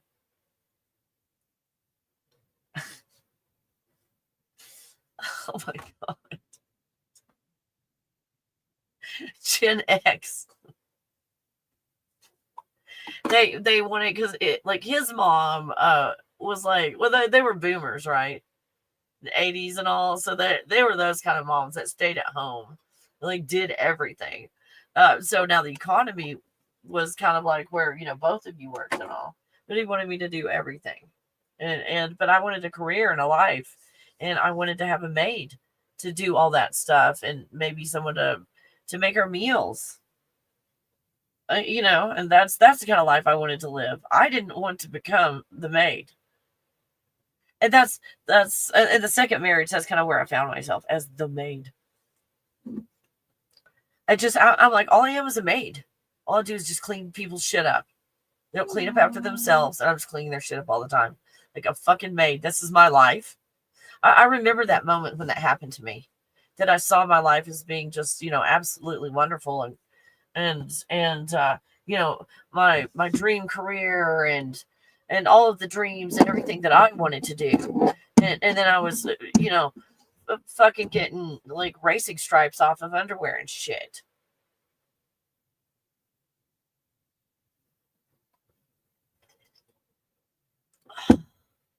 Mm-mm. Mm-mm. Oh my gosh, yes, went through the same thing. If he was a nice guy to you, he would enjoy making making it for him. Mm-hmm. Oh, covert narcissist, gotcha. Oh my God. Replaces divine. Oh, hey. Angela. Hazel. I will never be Cinder freaking Rella again. Same. Oh, same. Same. Oh, hold on. Let me make sure this is not an emergency. Had my other phone. Oh, it probably just says, oh, you're charged now. Yeah. That's all. Yep, you're charged. There. This is my main phone. What did you do? Every time I get up, she comes over here and she's like, what's the one scratches? And snuggles and scratches. Is that what you want? Is mommy hugs? You want some love? You want some love? So if you guys have any more topics that you want me to do metaphysics, like shows on, let me know. And I'll write them down. I've got a list going.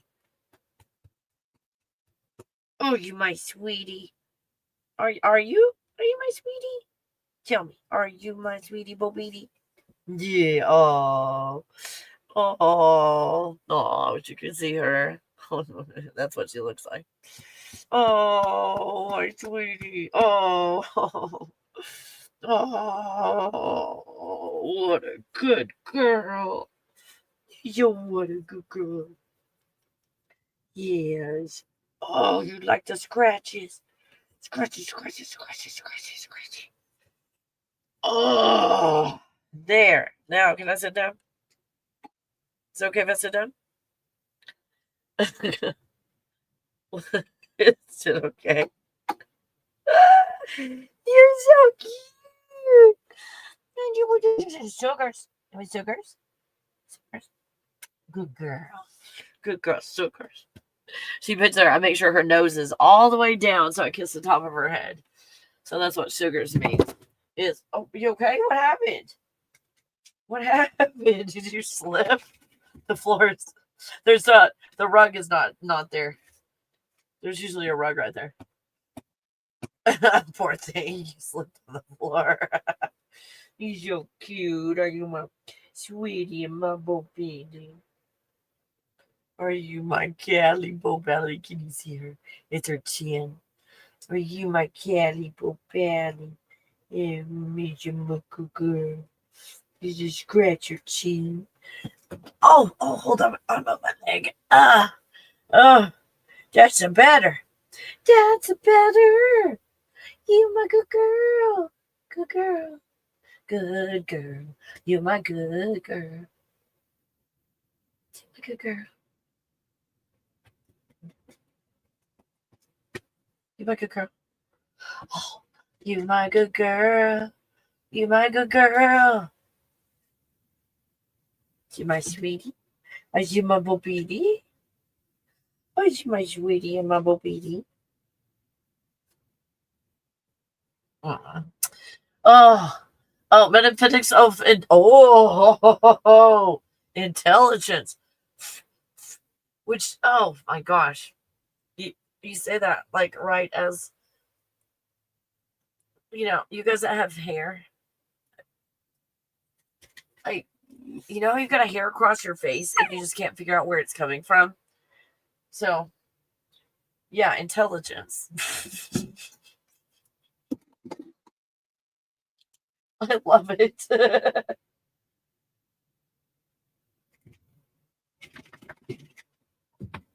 Intelligence. Intelligente. Thank you, Hazel. That should be husband warranted. After the first wedding, and this was in 1990, you guys. Holy crap. 1990. After the divorce, my dad said, I wish I could get a refund on the wedding. He said, I wish I could get my $15,000 back. And I said, because my parents never told me how much my wedding cost. I never knew how much the wedding cost. That's the first time I found out was after the divorce when my dad was mad. So I wish I could get my $15,000 back.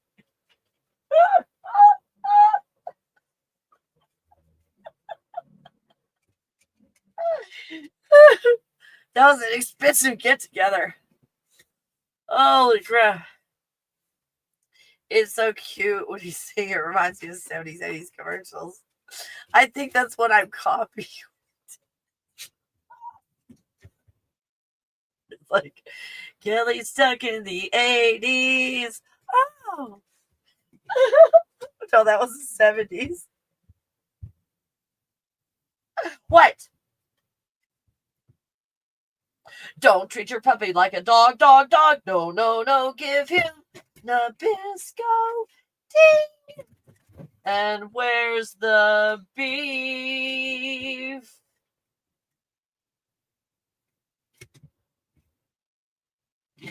No, I'm not stuck in the 80s at all. How dare you even suggest that? Oh my God. I think, okay, here's my opinion. What other generation knows all the words? Like the 80s kids, the 90s kids. You know what I'm talking about?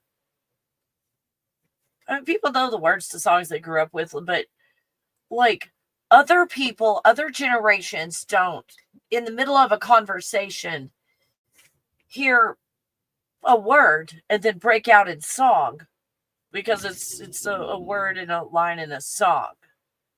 I don't know. Is Gen X the only generation that does that shit? What? What? You can't get no satisfaction. No, no, no, no. You can't get no. Hey, foxy lady. What a foxy lady you are. Foxy lady. Let's try Jean Notte.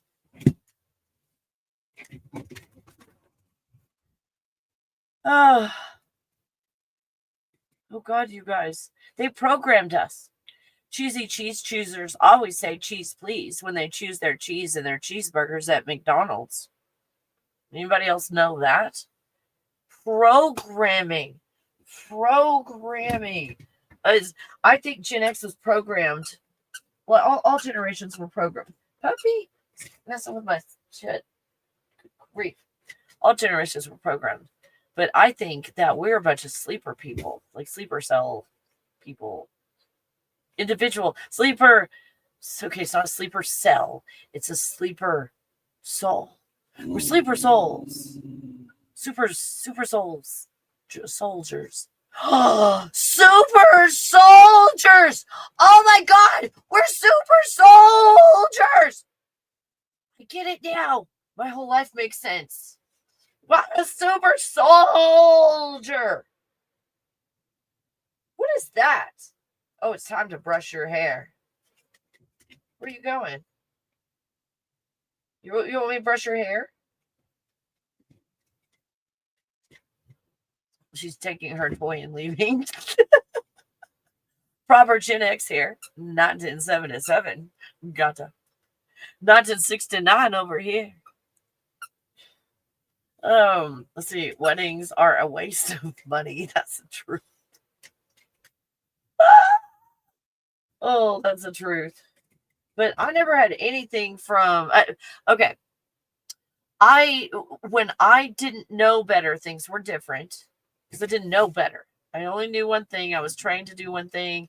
I saw things in movies and my mom and dad. There was only one way of doing things. So now that I've lived all my life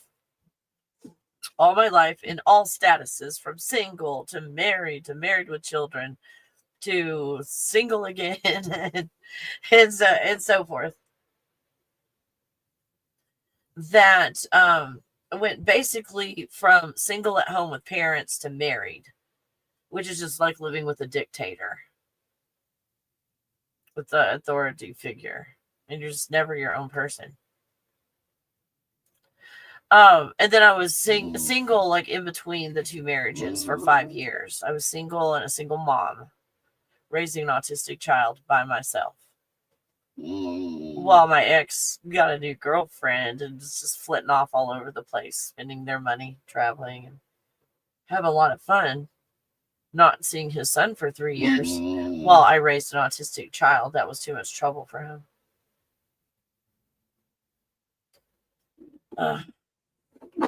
I'd started my salon. I had my salon, but he took it from me in the divorce. This is the short version of what happened. He had someone come in and evaluate the business at double, and then double what it was worth, and then demanded half. So I gave the business to my employee. I just gave it to my employee, and she had the salon there for over 30 years. for over 30 years until the place burned, and then she was ready to retire at that point. Or 30, 35 years. I can't remember from when I started it. 20, yeah, 30, like a little bit over 30 years. She had it, the salon I started.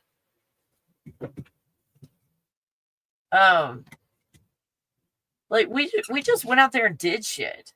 I went out there and I'm like, I'm just gonna start creating all these businesses out there, and I did. Like I was invincible. And man, you can't get kids out of their beds these days. They're not thinking for themselves. They call it bed rot, but it's really their brains, because they don't go outside. They don't get anything from the sun at all. They don't know what to do outside except bring their phone. And the parents are like, I don't know how it got to be this way. Like, didn't you just pay your monthly bill on their cell phone? And you're asking how this happened right after you paid their bill on their cell phone.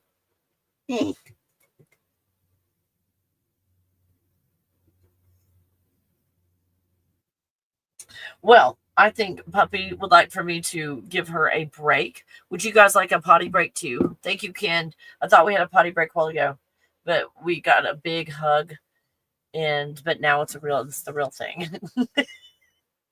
Now it's a real deal. And yeah, brainwashing college as well. That's why I had a hard time in college, because it was just a bunch of brainwashing also. And it's like, how is this going to get me anywhere in life? I couldn't figure that out, because I was looking at all of these jobs, and every job out there looked like I could do without a degree, well, except for building a bridge, but I could probably figure that one out on my own too. So I'm like, why am I here? I didn't understand why I was in school, because then you started looking at the jobs, like when you got into the jobs, and it's like, it doesn't matter what your degree is, because on the job training, most everything they teach you when you get there on the job training. So I'm like, what's the degree for? So I asked my mom, what's the degree good for? If it doesn't matter what you have, that some positions it doesn't matter what your degree is in, just have a degree. And what my mom said is they want to know that you've completed something, that you have follow through, and that you can finish something you started. That's my mom's version of it. And I'm like, I think they do it just so that you run your businesses a certain way, because it all goes back to the Greek god. Every time you turn it around, it's fucking Greek gods all over the place tell you how to do road systems and traffic and how to live and how to structure your government and politics and the land and how to lay it out. All of that you learn about, like, is from Greek gods. And you look at, oh, we're discovering our cities and shit are laid out like computers and computer chips. Well, yeah, they tell you that in college. The Greek gods gave us this stuff. Or the gods, or I think they attribute it to Greek, which we're finding everything is in the United States. So now that, something's happening in Egypt, this Stonehenge kind of thing with the hieroglyphics is happening in Egypt now. When it's like, well, it looks like Egypt is in the United States. Yeah, just all this seems like a bunch of distractions. Or art projects, or, all kinds of stuff. Okay, you ready to go potty? Let's go potty. Let me find the potty picture. Find the potty picture. That's like Jim and the Holograms. I think I watched Jim and the Holograms like way too many times. That was in the 90s too, when I was a fucking adult. I think it was in my 20s when I watched Jim and the Holograms. When was that? I don't even want to look. When did Jim and the Holograms come out? I don't know. 80. Okay, I was 15. That's okay. I was 15. It's not too bad. And Power Rangers. And all of those, Grape Ape, and they would have those races with their piece of shit cars, their old jalopy piece of shit cars. Is it Ape hanging out of one? It's like, how is that car even moving? Oh, hold on. Dog pictures.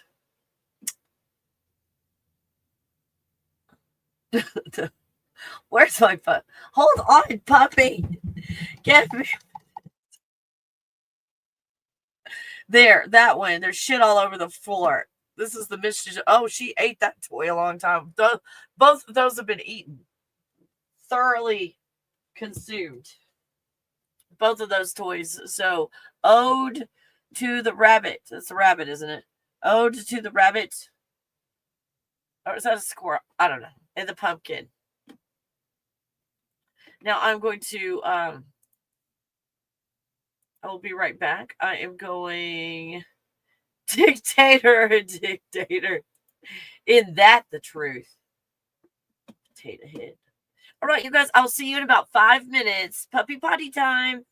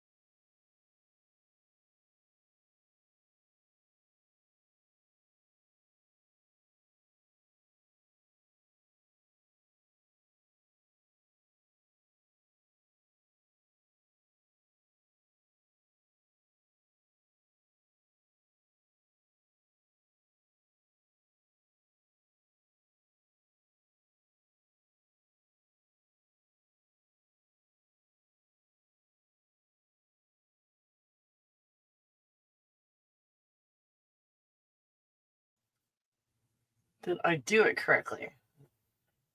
Oops. We'll see. It's starting to.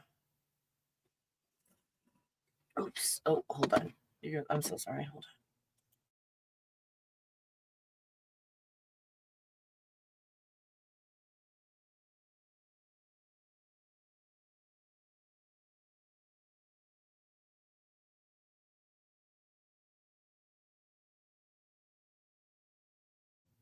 on. Okay. See how hot this is. Ooh. Because I combine it. Thank you guys for your patience. I'm so sorry about that. I'm just now she's have you ever heard the phrase shit ton?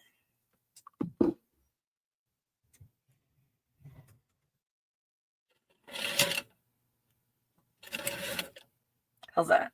Is that better? Oh, this is cozy. Hey, you guys. Hey, you're in my tism tent. You guys are in my tism tent. What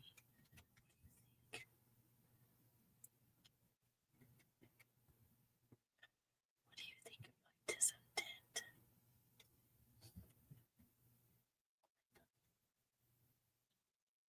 You see what the tism tent's all about? Did you want a piece of this? She wants a piece of this. So, do you like my tism tent? It's nice in here. Oh, awesome stuff can go in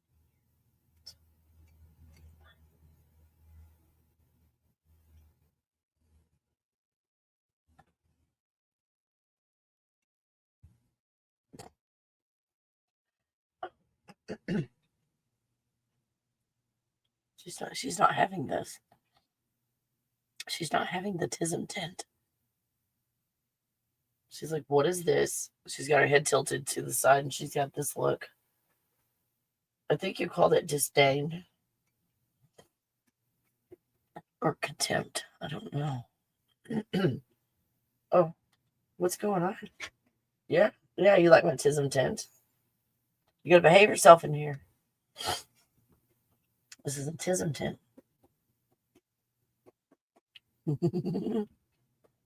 Oh, my good girl. Okay. You were over there about to take a nap.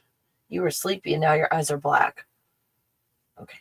Just leave me to my tism tent and go to your plats. Good girl. Okay. Now we're back in the tism tent. Oh my gosh. She's piled all her toys at my feet. There's another one. Hold on. Take this. Okay. Oh, good grief.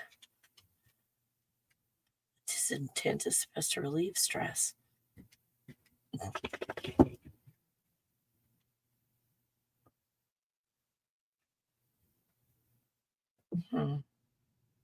So what were we talking about?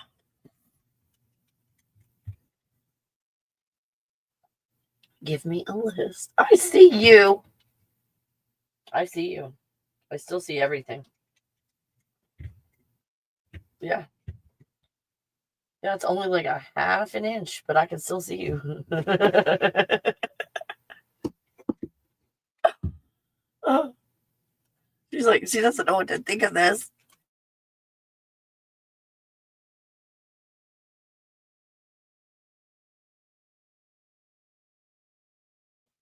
Oh my God. It's so funny. She doesn't even know what to do. She's just standing there staring at me. It is kind of hot in here. Yeah, it is a little bit hot in here. So, yeah. Are you okay now? This is fine. Like, you can still see my flowers. I'm going to give these to somebody. I was so excited about this. And I'm going to pick out, I'm not going to go digging for it right now. I've got linen. I've got one that's white, I believe, and one that is pink, and one that is blue. Anyway, I'll hold them up to this and see which one I'm going to get, and then I'm going to I think cut some strips with raw edges and have a fringe on it, and kind of like interweave it through in and out of the basket. So this is the progress. It's not the end result. It's the progress. And you guys, this started out.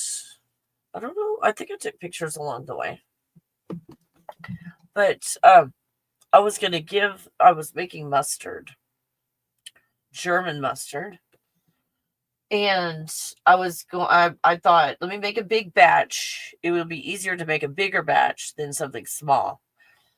If I'm going to do it, let me just make a bunch, because it ferments for at least 2 weeks.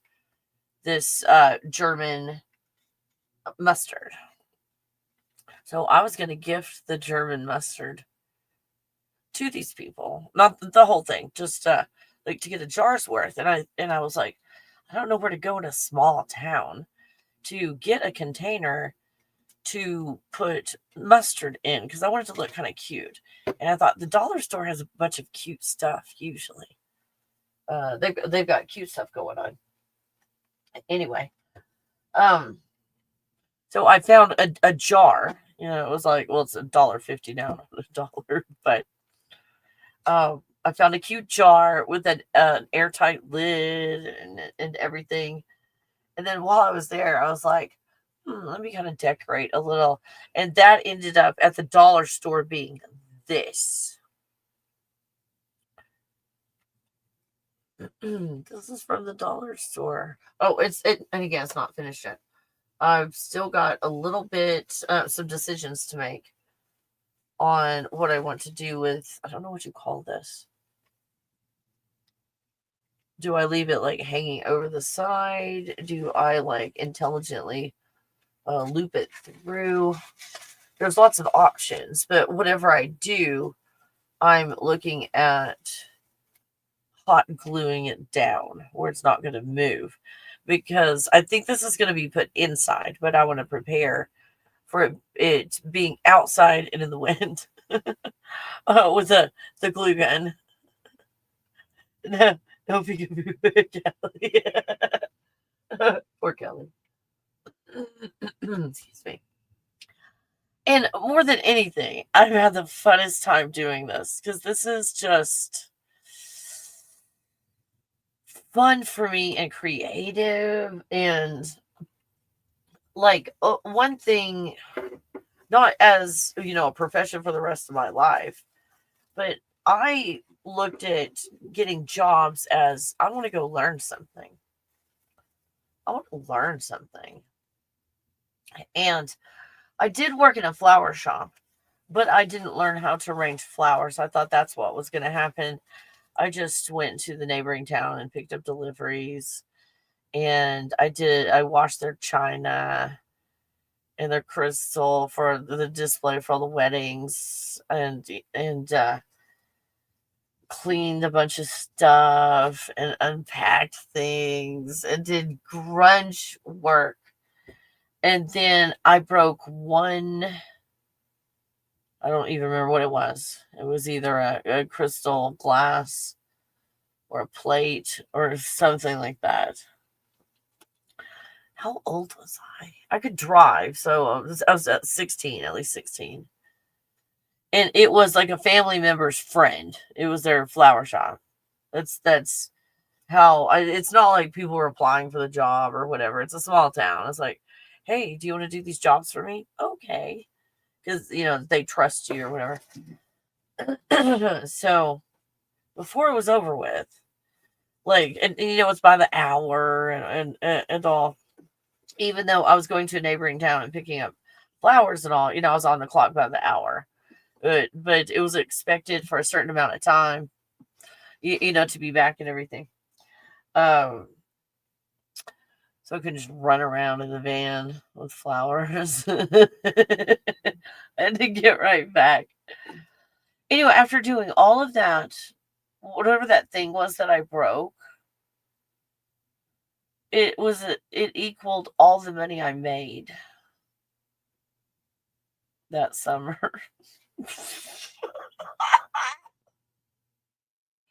And she made me pay for it.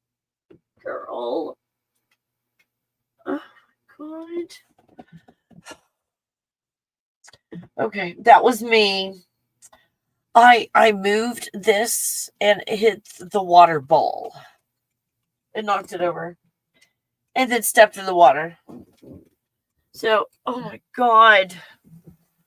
Oh, thank goodness I'm in my closet. Like shit. Okay. Let's see. I'm kind of doing this in the dark. I hope I pull out 2 socks that are matching. But if I don't, who the fuck cares?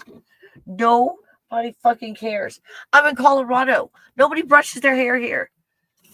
Nobody brushes their hair.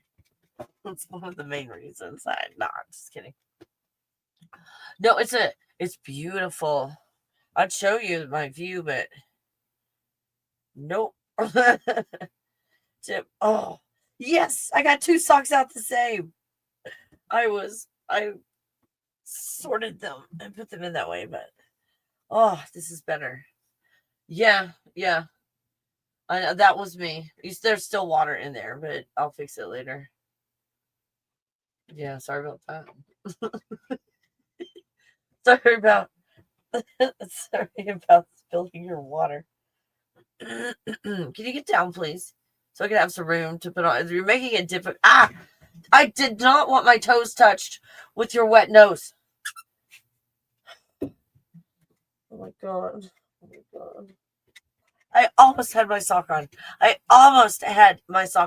Her nose was like, and she was too fast. And she was the fucking bionic little mini Aussie. Oh my god. Let me get my tism pod. Okay, we're back in the tism pod. There we go. We did work our ass off. I'm still tired. Shit. One job I had was at this barbecue place as a manager. And the one guy, he was just known for being horrendous. And he was older than me. I was in my 25, 6, 7, something like that, I think. And he was older than me. So we're like boomer. I told you the boomers are quite violent. And he would come to work.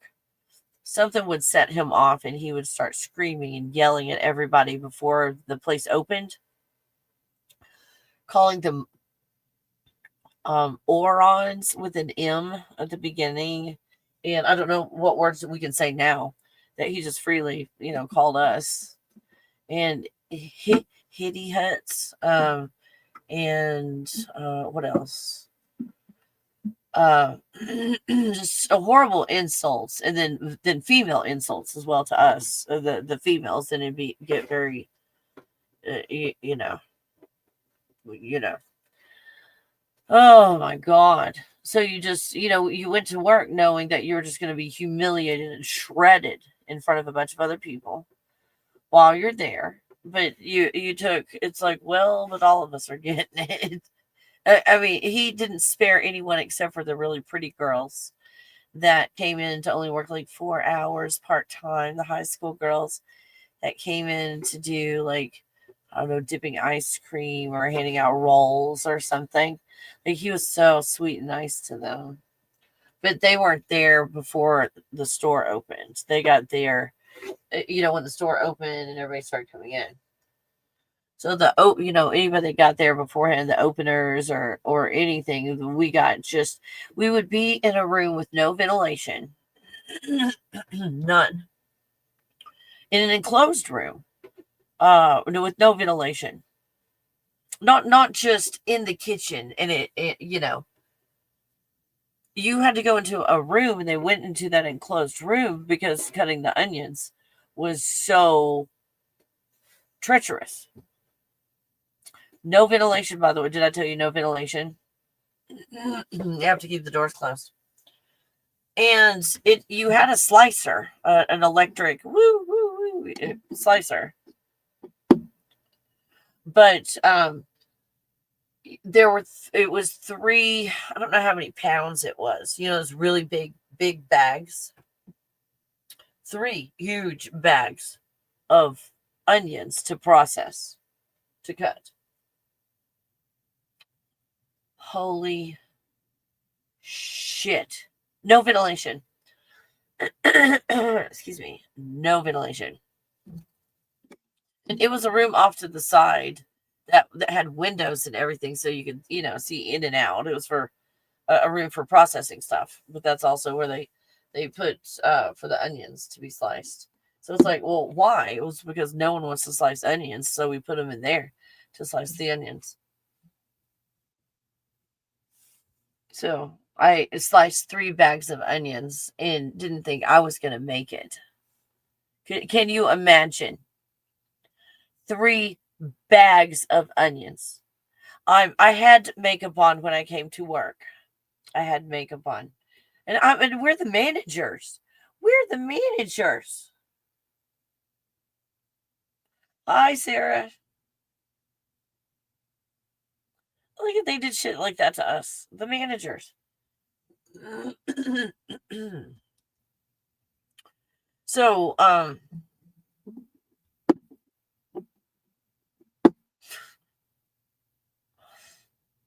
in manager training, it's 13 weeks, manager training. And for every week, like one of the weeks is to work bread. Over there where you get the rolls out. And then there were rolls from another company, but they were for making bread, like a loaf of bread. So it was like a stick. And you take them and you would cut them into like 9 pieces. Excuse me. And then you would have these little baking dishes that were, little loaf pans. And you would put these little pieces in there and put them in proofers. That kind of warmed them up with humidity. And then they were yeast, so they would rise. And then the ovens were right there, and then you would bake the bread. So it was a whole process from getting the stuff out of the freezer from the beginning, cutting it, putting it in the pans, proofing, baking. So that was a whole system over there. So as a manager, one of the 13 weeks is just being over there the whole week and running it and doing everything. Excuse me. So that's what I was saying. Like, and one of the weeks is the first week, and I think they do that to get rid of people. The first week you're doing dish. Has anybody done dish in a restaurant before? A big restaurant? So as manager training, you do dish for a week. You guys, that's all I did for a fucking week was do the dishes for this restaurant. Every dish in the whole fucking place went through me for a week. And then then the next week was like bussing. Or I think they did bussing first. Bussing first, so you know how to take it to dish, and then you do dish. So you see how everything's set up in there. So you learn how to teach people to set up. When you clear the tables, you set everything up for the person that's doing dishes to make their job easier. Excuse me. One whole week of opening the whole store. And that was like 2.5, 3.5 hours, something like that. Because you'd do stuff the night before and put it on as barbecue. That had to go for, over 10 hours or 12 hours or something. And you'd put those on late and then come in the morning and prep the whole restaurant, the salad and the bread and then put more shit on the pit and set up the dining room. You get everything done and everything warmed up and the whole line prepped and started. Put all the bottles then a big section with all the bottles and put them and line them up and ice them down. It's like the opener does like just everything. Gets the whole fucking restaurant open by themselves. Excuse me, I did that for a whole week. And then it was a barbecue restaurant. So for a whole week I did all the stripping of all the meat. I processed all the meat in the whole restaurant for a whole week. Everything that was cooked, every brisket, I stripped it, and you had to be perfect on your weights, and I was always perfect on my weights. And they just loved the way that I stripped the meat. It was so consistent. So I've stripped meat for a restaurant and for a barbecue chain restaurant. I did that for a week. Did all the grunge work, and then in whatever the prep was in certain areas where you prep certain things, like you get the potato salad prepped and the cold slaw prepped and all that mixed up, and in doing all of that, part of that is cutting the onions, setting up the place. Like I told you, we set it, the opener sets everything up, but then there's another week for just prepping everything in the restaurant.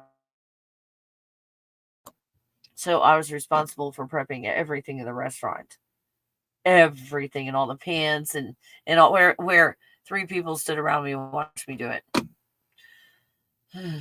Anyway, I did it. And everything every day was 3 fucking bags of onions. Every day. 3 huge bags of onions to cut that week. So this is Gen X manager training.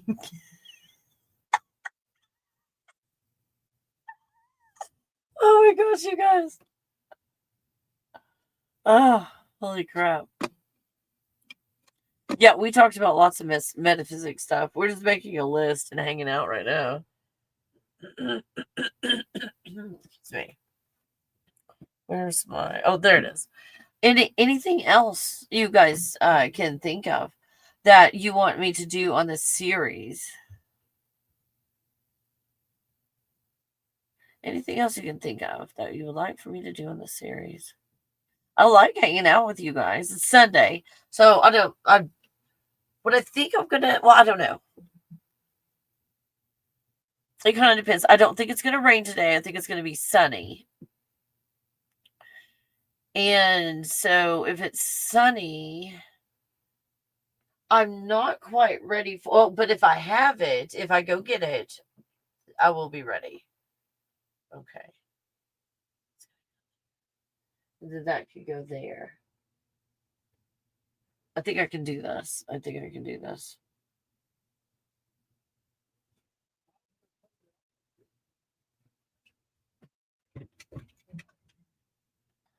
I might go to storage and get my... I don't quite know where it is. My toaster oven.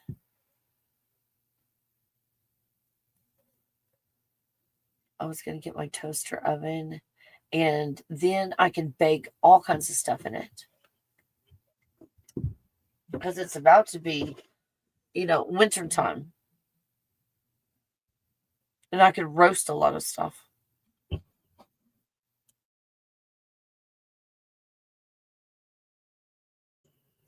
Well, I'm saying that, and I'm not really eating very much, actually. You guys. Are you guys eating very much?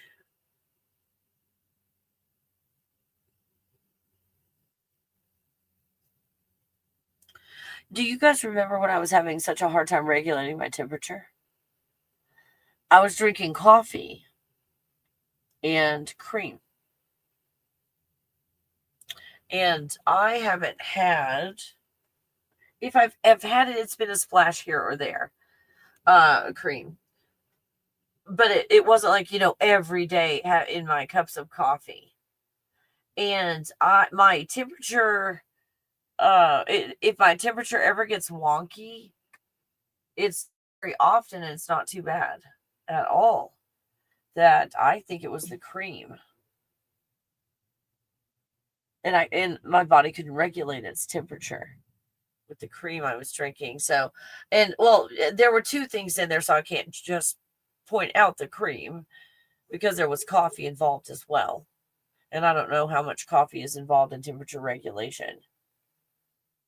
But whatever was going on with that cream, and something I learned a long time ago through countries that exploit children and turn them into entertainers in all of these, Russia. And so it was about that, and where they were making the children do all these acrobatic stuff because it's the family thing and the kids really don't want to do it and stuff.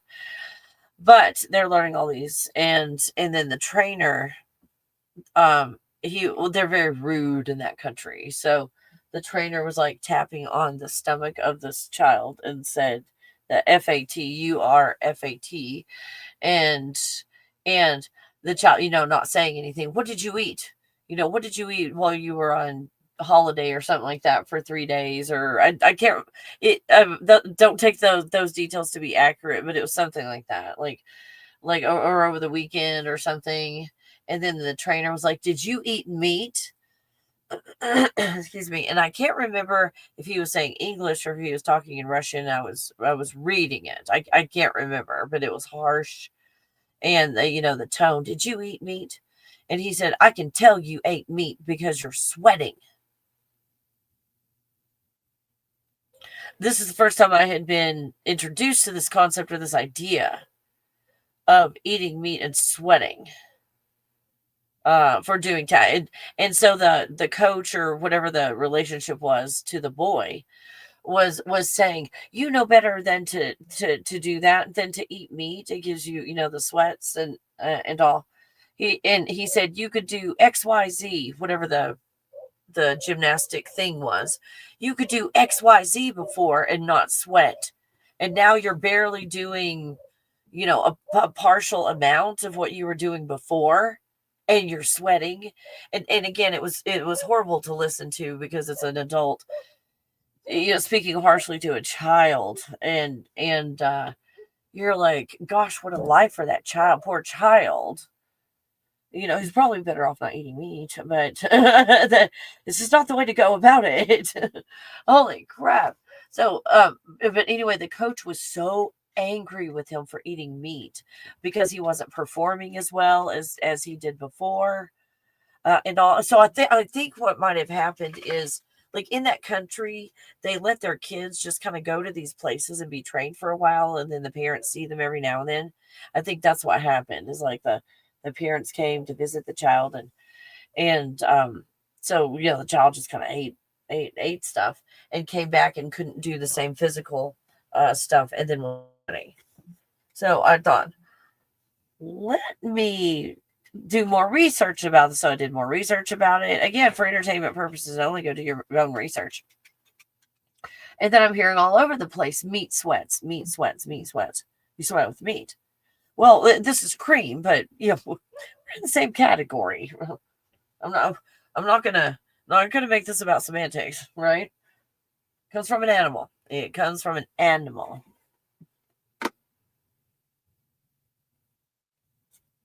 So then I, and thinking about it, stopped drinking coffee, which just I automatically stopped consuming so much cream. Cream's delicious, by the way. I think you know that. It's like, Kelly, we know that. Um,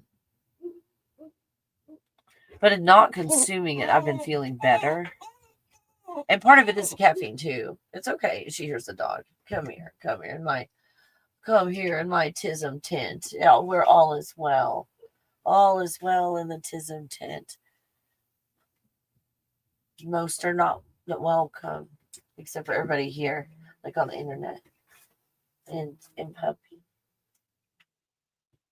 Oh, it's okay. Yeah, you heard those crazy ones. That's what you sound like. I know. Only worse. I know, because you sound like it's life or unalivement. Yeah. You okay now? You okay now? Oh, my puppy. You okay? You're gonna be okay. Okay. Okay.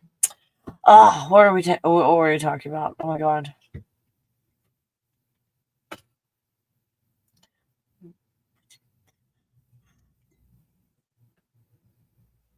Sorry about that. Oh, metaphysics. What was I talking about? Did I have a remember person? I didn't know if I had a remember person today or not. Probably not. Oh my god. Oh my goodness. This is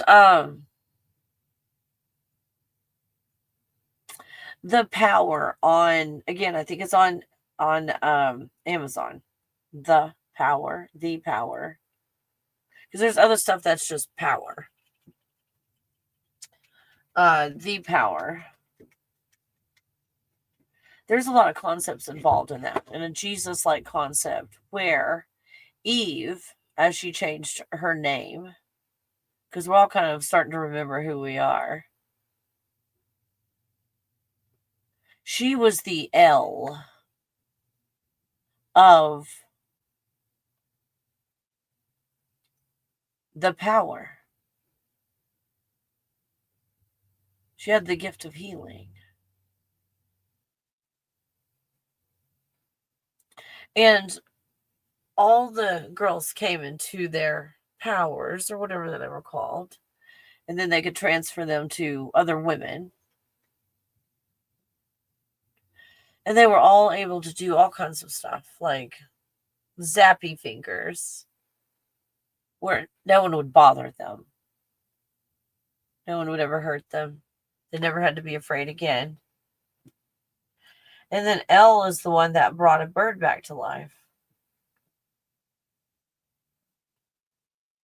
Eve.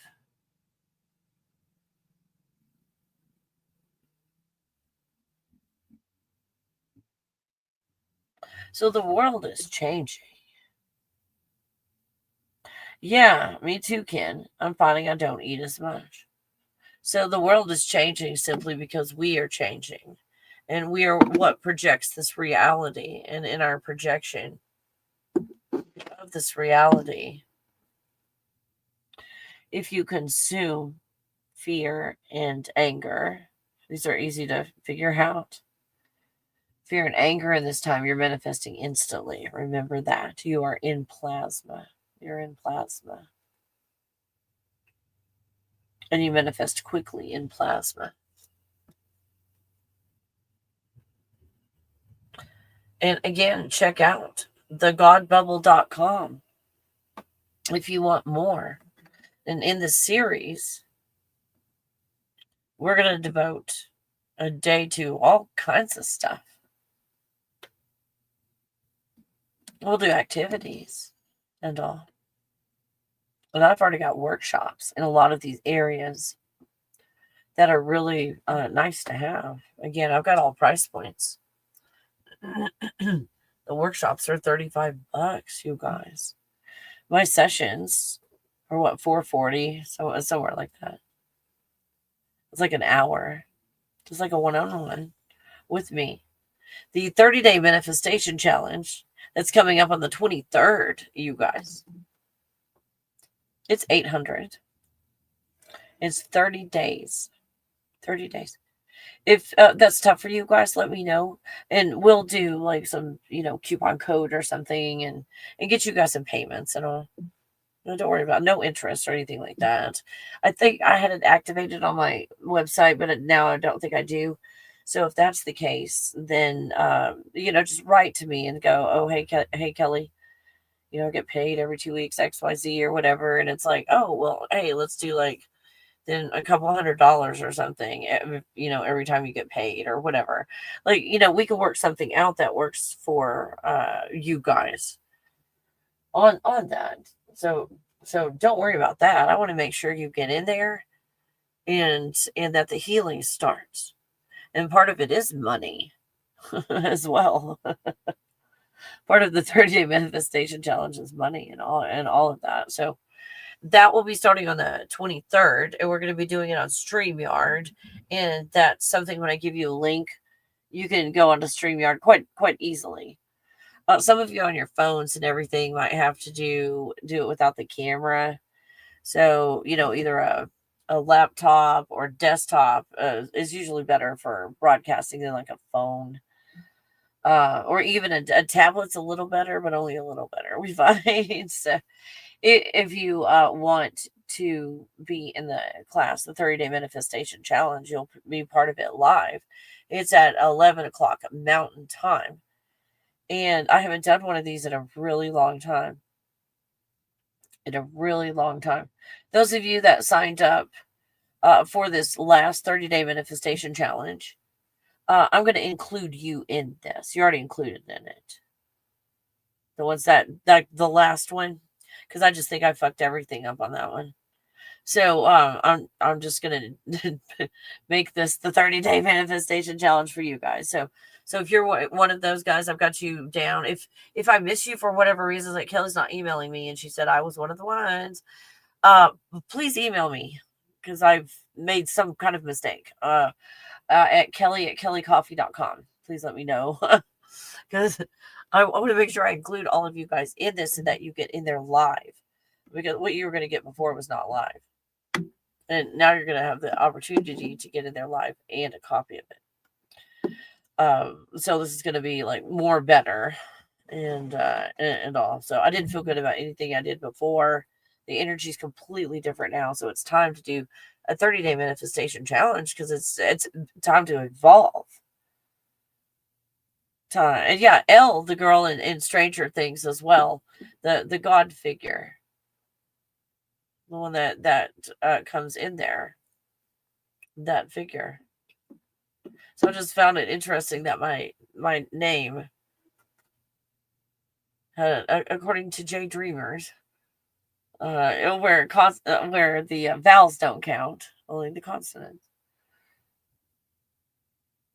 L. Wow. But I guess I felt that my whole life. You guys, do you think I've done an okay job from then? It's not been perfect, by the way, but in being one of those that is to lead many, because that's why I came here. You guys, and you guys know I'm not human. I came here to help the humans and the ones that were already hurt. And the rest did all kinds of horrendous things to those that came to help. We got mostly treated that way. But it's time now that a lot is being revealed. And a lot of us are going to be taking our places. And I really hope that in this position of whatever it is, L, what some call Messiah,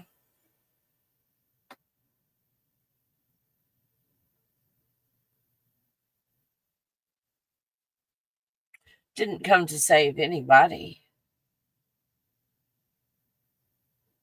and didn't come here to show you how to save yourself. Came here to show you what you look like in the mirror. And at your core and your essence, you are God. And that's all this L position is I just remembered it first. Nothing special about that. But here's a mirror. You are too. You are God. Here's your mirror. That's what I feel like my place is. Does that helpful to you?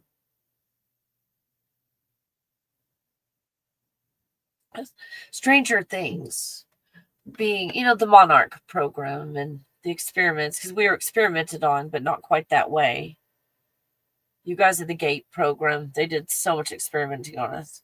And a lot of us are remembering some of the stuff they did with flashing lights and so forth. I saw the other day there was an advertisement when I was looking an app up for some game that had crisscross multicolored strings, but it was done in a technology kind of way, so they flowed like liquidy. It's like a satisfying feeling. I'm getting a sick feeling in my stomach just thinking about it.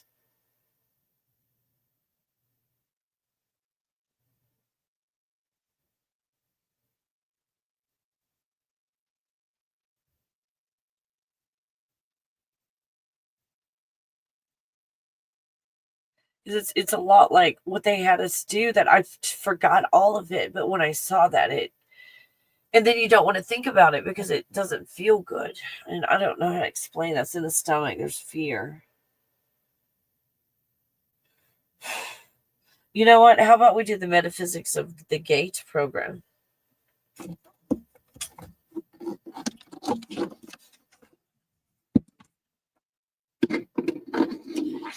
Oh my God.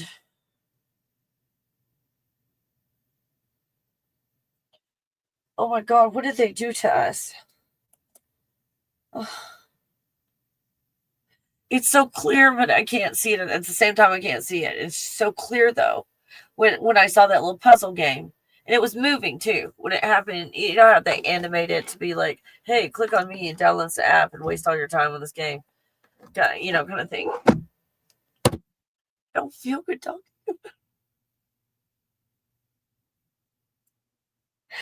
They had us do something like that, and it just triggered it like memories, but there were horrible feelings associated with these memories. Wow. Oh, that fell out of my God bubble. Holy shit. Okay, let's look at the metaphysics of that. And might help in some healing. There's I was holding my breath. Oh, what did they do to us? They did something with water.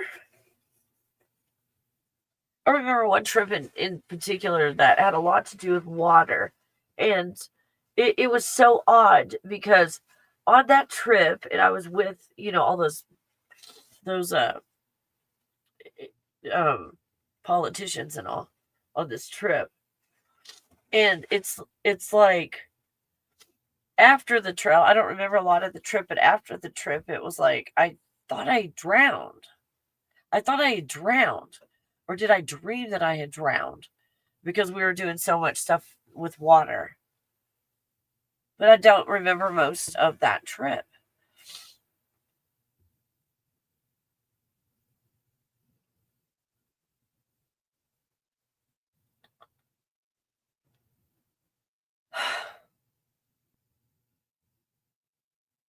You know what?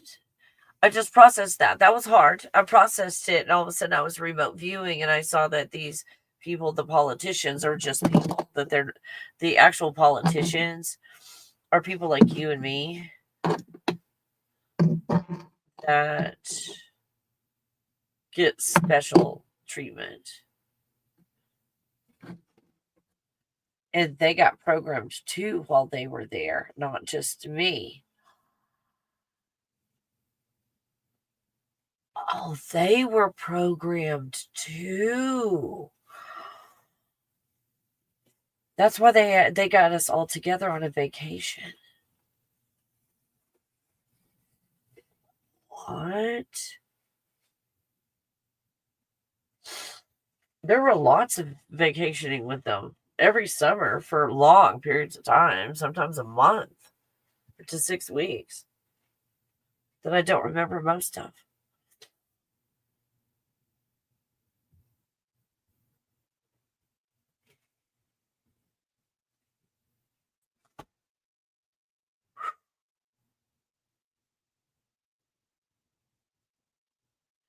This is the plasma reset.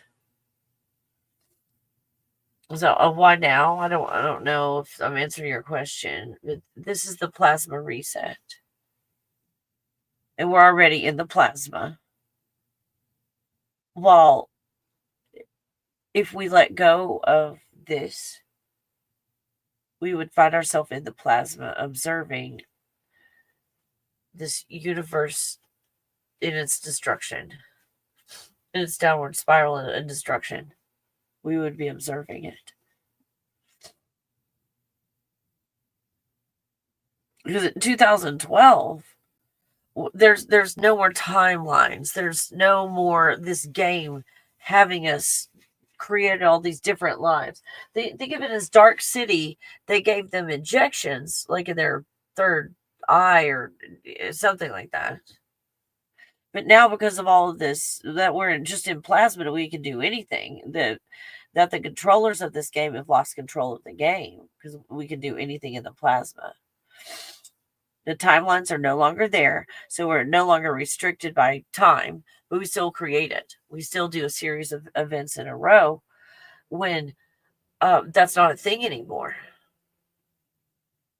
We're in the plasma where you're not even moving anywhere.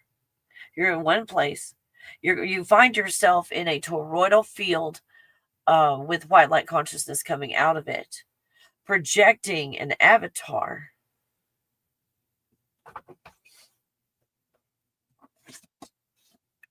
Projecting an avatar out of this plasma, this star, and it projects the avatar.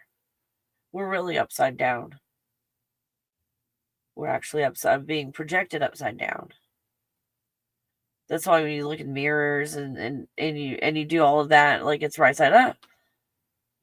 So everything's the opposite. We think we're right side up and we're dancing on the ceiling. Everything is the opposite. Does that make sense? So what has happened in this reset? This no longer exists. It didn't exist before. It was a hologram. It's not even there. But we're telling ourselves it still exists. So because we are in this star, we just keep creating something. Not to create anymore. This concept of time here. Because we're in plasma. In plasma, you can make any choice at any time or all of them. And it's based on your feelings and emotions. Is that beautiful? Is that exciting? That's all L does. L, because all of you are. I just came here to remind you. I just woke up first. Just woke up sooner. That's all. I've been doing this a while. But in this, I hope that I'm not telling you what to do. It's like, I've been doing this for a while. Do it my way and exactly like this. And you have to do this a certain way. Like, and then it's just a dictator. That I hope that this information, when I present it, is presented in a way where you feel like I just kind of show you where the door is. Open the door. And then it's up to you after that. Your healing journey and your feelings and your emotions. Because everybody came here, if you want to look at it in this capacity, every single one of these stars has a different frequency or pattern or vibration or feeling, emotion. Every single one of those stars is different. So we're here having all these individual experiences being programmed and creating a simulation with a disc. Okay, hold on. Let's see if this makes sense.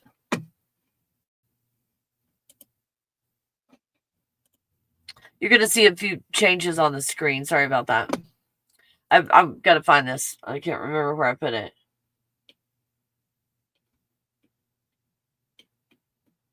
Nope. Cool stuff, but nope.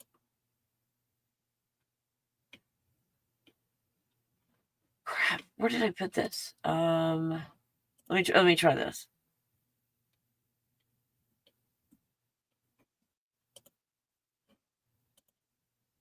Oh, good grief.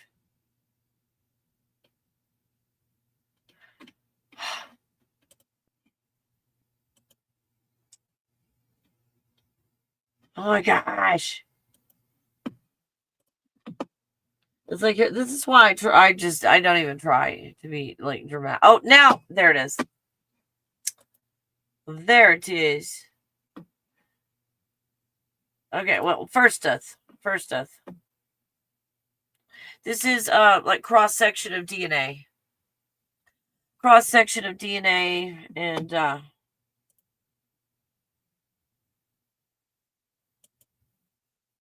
matches all of this. So if your DNA changes with these different frequencies, what frequencies are you exposing the body to? In the mind, and the spirit, emotions. So here's the mechanical thing we're inside of that I've been explaining it poorly, and I've shown you a disc and all kinds of stuff. So here we go. And this is one particular religion that put their deities on there. But they've got the color right. Their deities just look a little like their culture. But the concept of color, this one's gold, this one's blue, that's still accurate.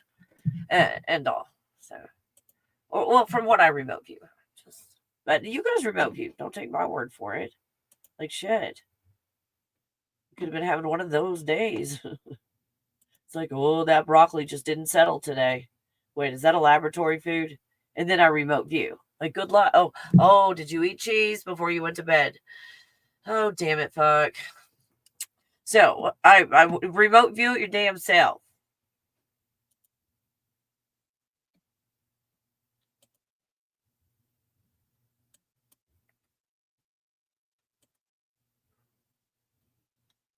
So I learned the cheese lesson a long damn time ago. Okay, you see this? This is a disc full of stars in the mechanical system that I was talking to you guys about.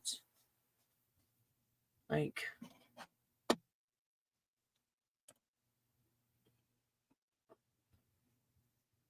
this is the plasma disc. I've been talking to you about this for a long time. It spins from the center like a record and creates reality. Other people see, I've seen it. Yeah, I'm not special. I just have a big mouth. Booyah. There it is. So we've got this disc of stars. Every one of those stars right there, check it out. Those stars, like, see that one over there? Yeah, that's projecting your avatar right now. That one over there, that's yours as well. Yeah, you over there in the other country, that's yours. And you people in Utah,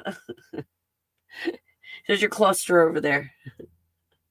This is what I've been talking about, how reality is created. Like, you've got these things turning. Find this guy's channel. I don't know if he's even got this stuff anymore. I'm not able to show it to you moving, or I get in trouble, like copyright trouble. But they don't mind if I show you these pictures. And as usual, I have credit where credit is due. So in this disc, we've got all kinds of stuff created. All these projections. Check this out. We're seeing shit like this in the sky now. Just saying. And it's underneath all the stars. I photographed that stuff, you guys. It's in the clouds. Go look at my TikTok while it's still up there. Well, I still have TikTok. Look at these stars, and look what is projected. Got a wheel within a wheel. You guys, a wheel within a wheel. This is what is revealed at the end. We get to see this, the mechanics of everything. This is what has been creating this reality. And those stars that you see right there are toroidal fields in a big plasma field. They put electricity in there and it creates these toroidal fields.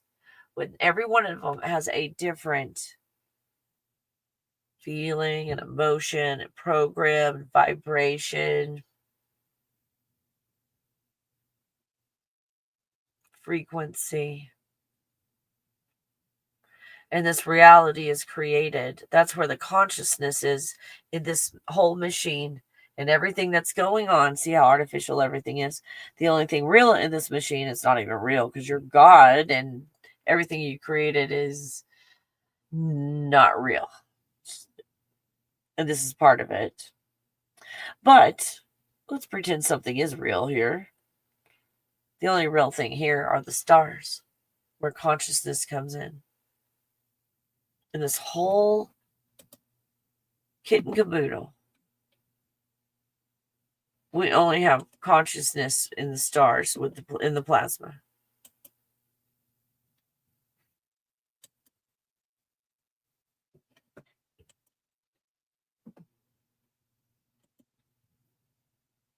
It says 4 heads. That's mentioned in most all belief systems. 4 heads, 4 divisions. What I see is you divide it. If you have a division of 4, what are you creating?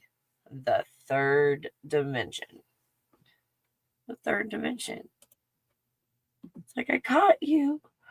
Oh gosh. Oh, what do you do to? Okay, I'm thinking differently about the Matrix now. I didn't know you got foot rubs. I seriously did not know you got fucking foot rubs in the Matrix.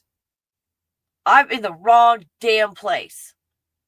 The fuck is this? He looks real happy. The fuck? And like, oh, here, let me like play with your toes. And like, oh, what color would you like on your toes today? Fuck that shit. Oh my god. These are umbrellas that I see on top of people. So a lot of people will find themselves here with these umbrella colors above them playing this game. So a lot of you are kind of in the right here place. Let me look at. Oh, sorry about that. There it goes. This and then that. Trying to see what direction it was pointing. Sorry about that.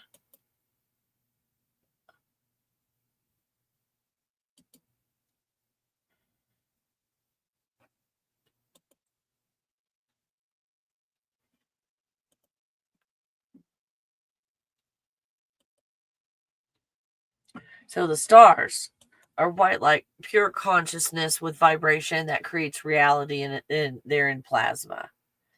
And this guy's getting a fucking foot rub. And this one's like, hey, let's go play instruments together. Woo, do, do, do, do, do, do, do. Fuck that shit. What level are we on here?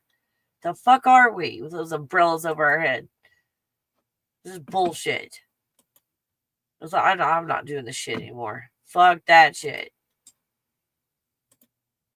Oh, hell no.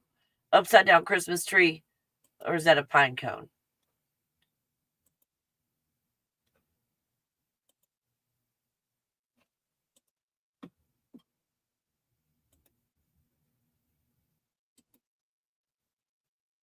And this is like the Crystal City that a lot of us will remote view. When we're remote viewing, anyway, but the God bubble way.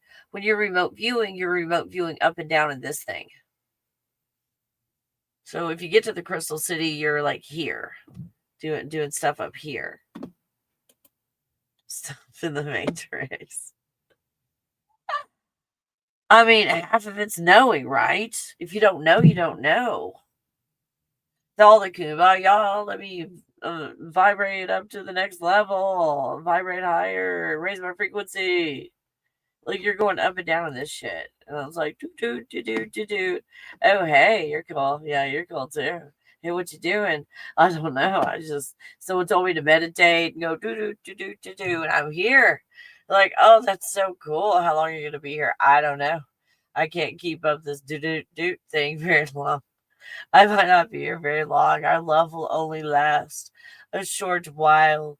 You are the red plasma, and I am the blue plasma, and we are not supposed to be together. This is forbidden, because the hot and the cold plasmas shall not mix.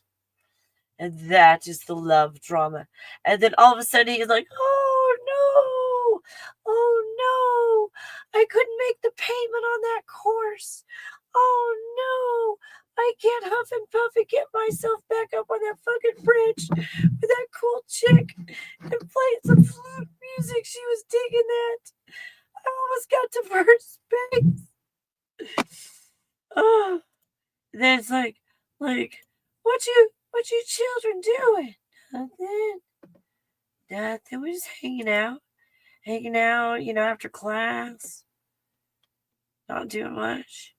Just like waving at everybody passing by. I have lots of friends, so I have to have lots of arms. Trying playing around with my umbrellas. Yeah, I'm kind of freaking Kelly out. Oh my gosh. Can you see that at the bottom? There's not a good... Is that like a throne or a rose? Is that a king on top? Is it... Oh my gosh, how do I make that bigger? I don't know how to make it bigger, you guys. How do I find that video again? Wait, in the not earth... What in the not earth is this? Shiva... What if these people don't have channels anymore? I've got to find this. I've got to find what's under those umbrellas because I see you guys under those umbrellas all the damn time. You're under those umbrellas. And that's why I was like, you're up there pulling the colors down into your bodies. So that's when I'm like, oh, these colors aren't supposed to be here. They're supposed to be like above you in umbrellas.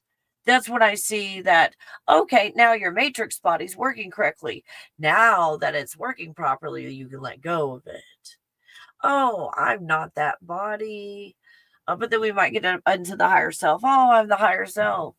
And then, but then you let go of that. I'm not the higher self.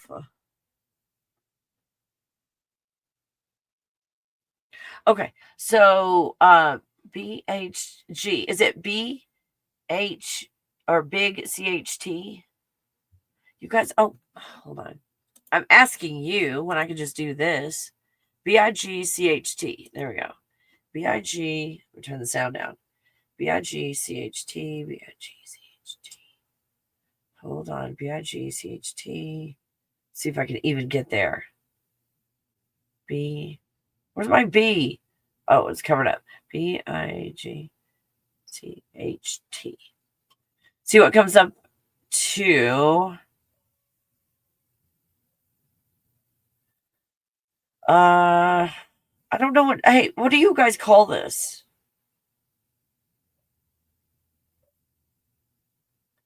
We get to his channel. Is there a date on here? 6:30. Okay, 6:30.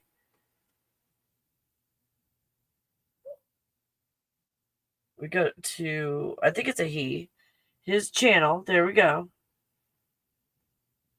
And oh my god.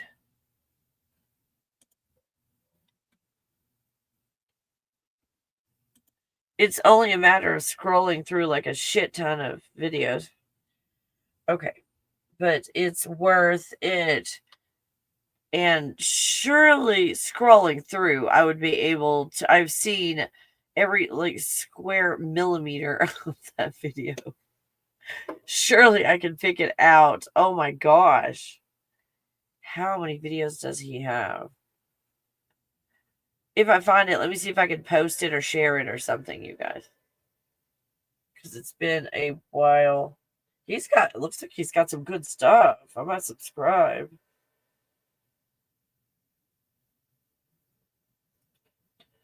Holy crap. Firmament in the midst of waters. I'll let you go look at that. Oh, wow. Oh, wow.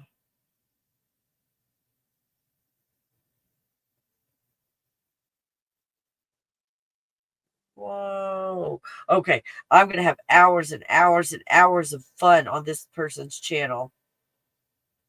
Holy crap. Okay, I'm not saying that everything is true or real or accurate or anything on this channel. I'm just saying I'm going to go on it and see what I can find. Because I can't find what I'm looking for. I wanted to find the original and watch it. And if somehow I can send you the link, I'm going to try and do that. If you guys find it, please send me the link so I can send it to all of you. Okay, is this it? No, but it's something even cooler. Okay. Oh my gosh, I want to know what's under the umbrellas. Like, in the past, I was looking at it for different things, and now, oh my gosh, I hope they have like a gazillion videos. Oh my god.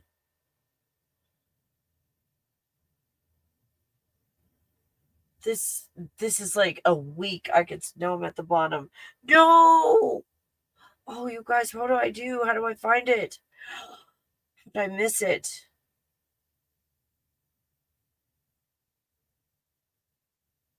Nope.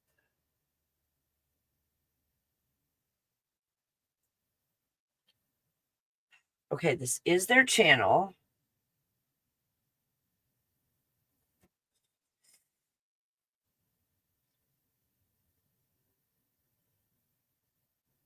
Oh, man. Well, even though I can't find that one, there's a lot of other cool stuff on here that I'm excited about looking at. We go slower going the other way. Good grief. Lots of stuff on the firmament, it looks like. This person. Lots of old maps.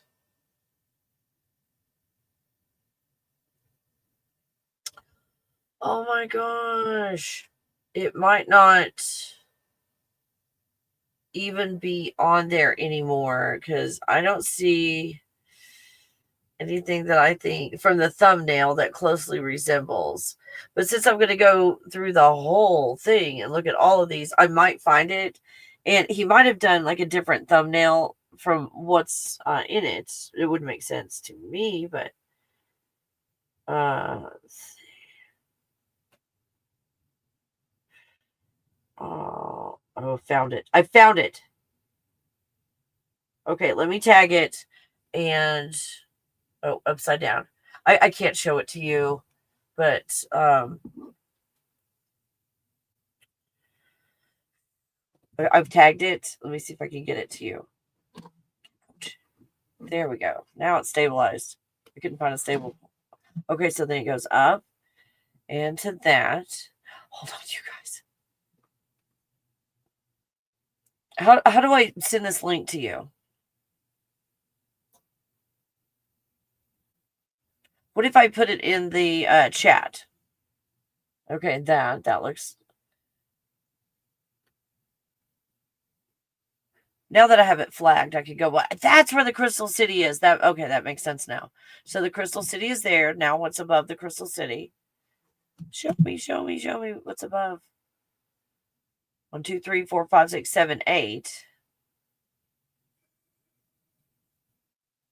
Okay, what's above the Crystal City? We're going out.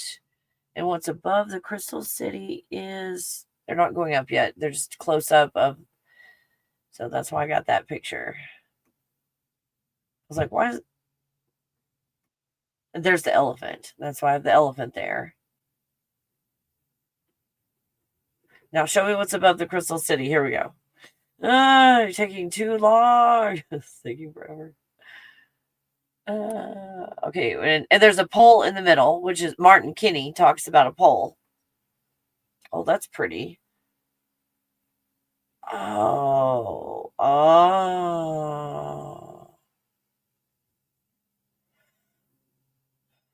Lots of gold.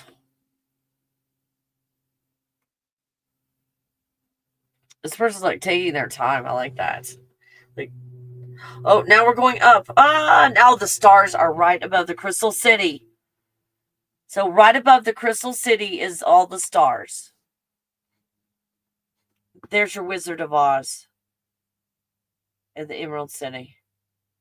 And above it is all the stars that then project the reality. And there's the ones that manage in the chariots and their horses. And those are in the clouds.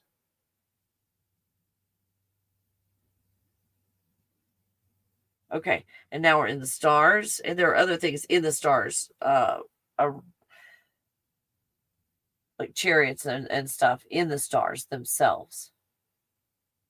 And it's turning, the stars are turning, spinning in a circle from the center. Let me see how to get this link to you. Yeah, those are spinning with it. And what's right above that is a white light that is like the sun. That is above the stars. Or a white globe that the loungy guy's getting his feet rubbed. Is above that. Now what's above that is pretty stuff, pretty decorative stuff that you'd put like under a lamp or something. They're holding class on it. It looks like lamp levels. And there's the four-headed guy on the decorative gold stuff. And then on the other side, we've got the green again with the guy getting a foot rub again. He's on another level. Man, he's all over the damn place. Oh, and what's right above that is a rose. And, okay, there it is.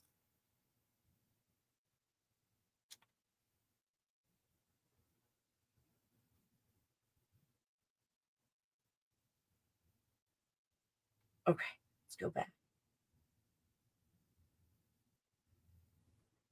Okay, so what's... Oh, hold on, you guys. Hold on. Thank you for your patience. There we go. So it's right above this, right above these guys with the foreheads and everything, and the foot rub guy with the acorn looking stuff over his head. Just lounge in there. Look at... Oh, shit. Fuck.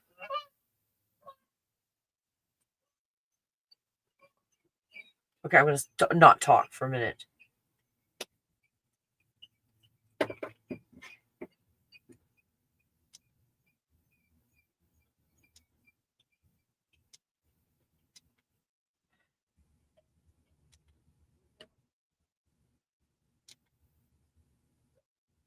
And then above that is the blue guys. The blue guys with multiple arms are above that. Okay, let me get the picture and see what that little tiny thing is on there. Oh, it's all sideways. That's all right. Let's see if I can blow that up. Yeah, okay. Okay, remember the four-headed guy? Above where we're seeing this right here. I've blown that up. So above this, you see that there's this cord going from him that's kind of going up past the pole in the middle, and then up to the right, past the 128 hearts up there. And then here's the top of the guy. Let me show him to you close up. Let me rotate the picture. Zoom in a bit.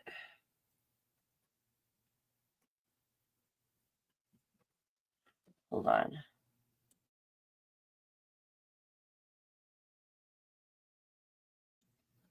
Okay. So we've got this guy. Let me make you a little bit bigger and save.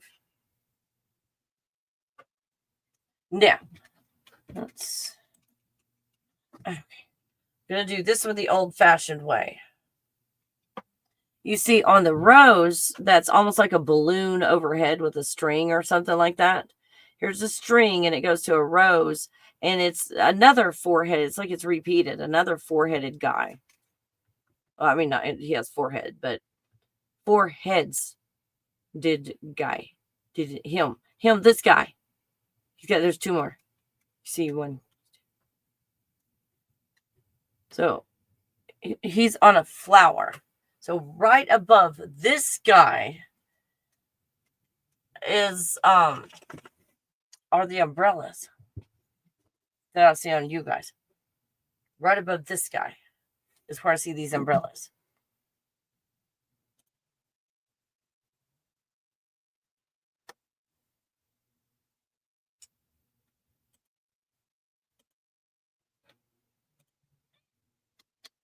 And that's right below it. I'm sorry it's not all in one screen, but oh my gosh. There we go. All right, you guys. Well, we've had some fun today. Did you enjoy? So what to... Oh.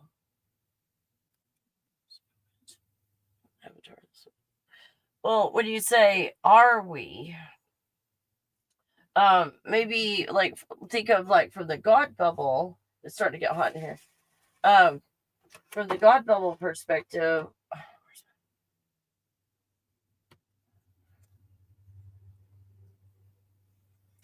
we're God, and we created all these avatars. So, from the God bubble perspective, we are playing all the characters, and this is just one crazy. I mean, you got the Matrix going on, and this thing.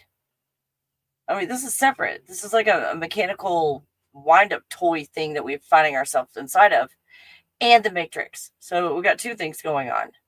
So what's the easiest thing to do? Well, I'm glad I created all of it. I don't have to be in the middle of any of that drama. Because I'm glad I created it all. That's the cool part. Or I don't know. That's the cool part that I found about it. So anyway, I'm going to go have... Ooh, you guys, the sun is coming out finally. It's been really cold. So it's that weird transition now from being hot all the time to cold. But it's still getting in the 80s during the day. But then it's getting down like in the 40s and 50s at night. So we had a nice sweet spot. Do you call that fall? When it's actually, you can just go outside. It's amazing. It lasts for like 2 weeks. It's a Texas fall. Oh, well, thank you guys for joining for this. If you just joined, go check out the beginning of this. Also, check out thegodbubble.com. I've got a lot of cool stuff on there. And even if you have taken all my courses, go check out the pictures. I did the pictures with AI on Canva. Let me know what you think, if they're appropriate for one, or if one's like, Kelly, why'd you do this? I don't understand it. What about, blah, blah, blah. Because I'm having fun with AI, creating pictures to look exactly like I want them to look. Because in the past, if I couldn't create it, then you hire someone, and that's really expensive. And now I can just make all kinds of stuff for products. I can put out products.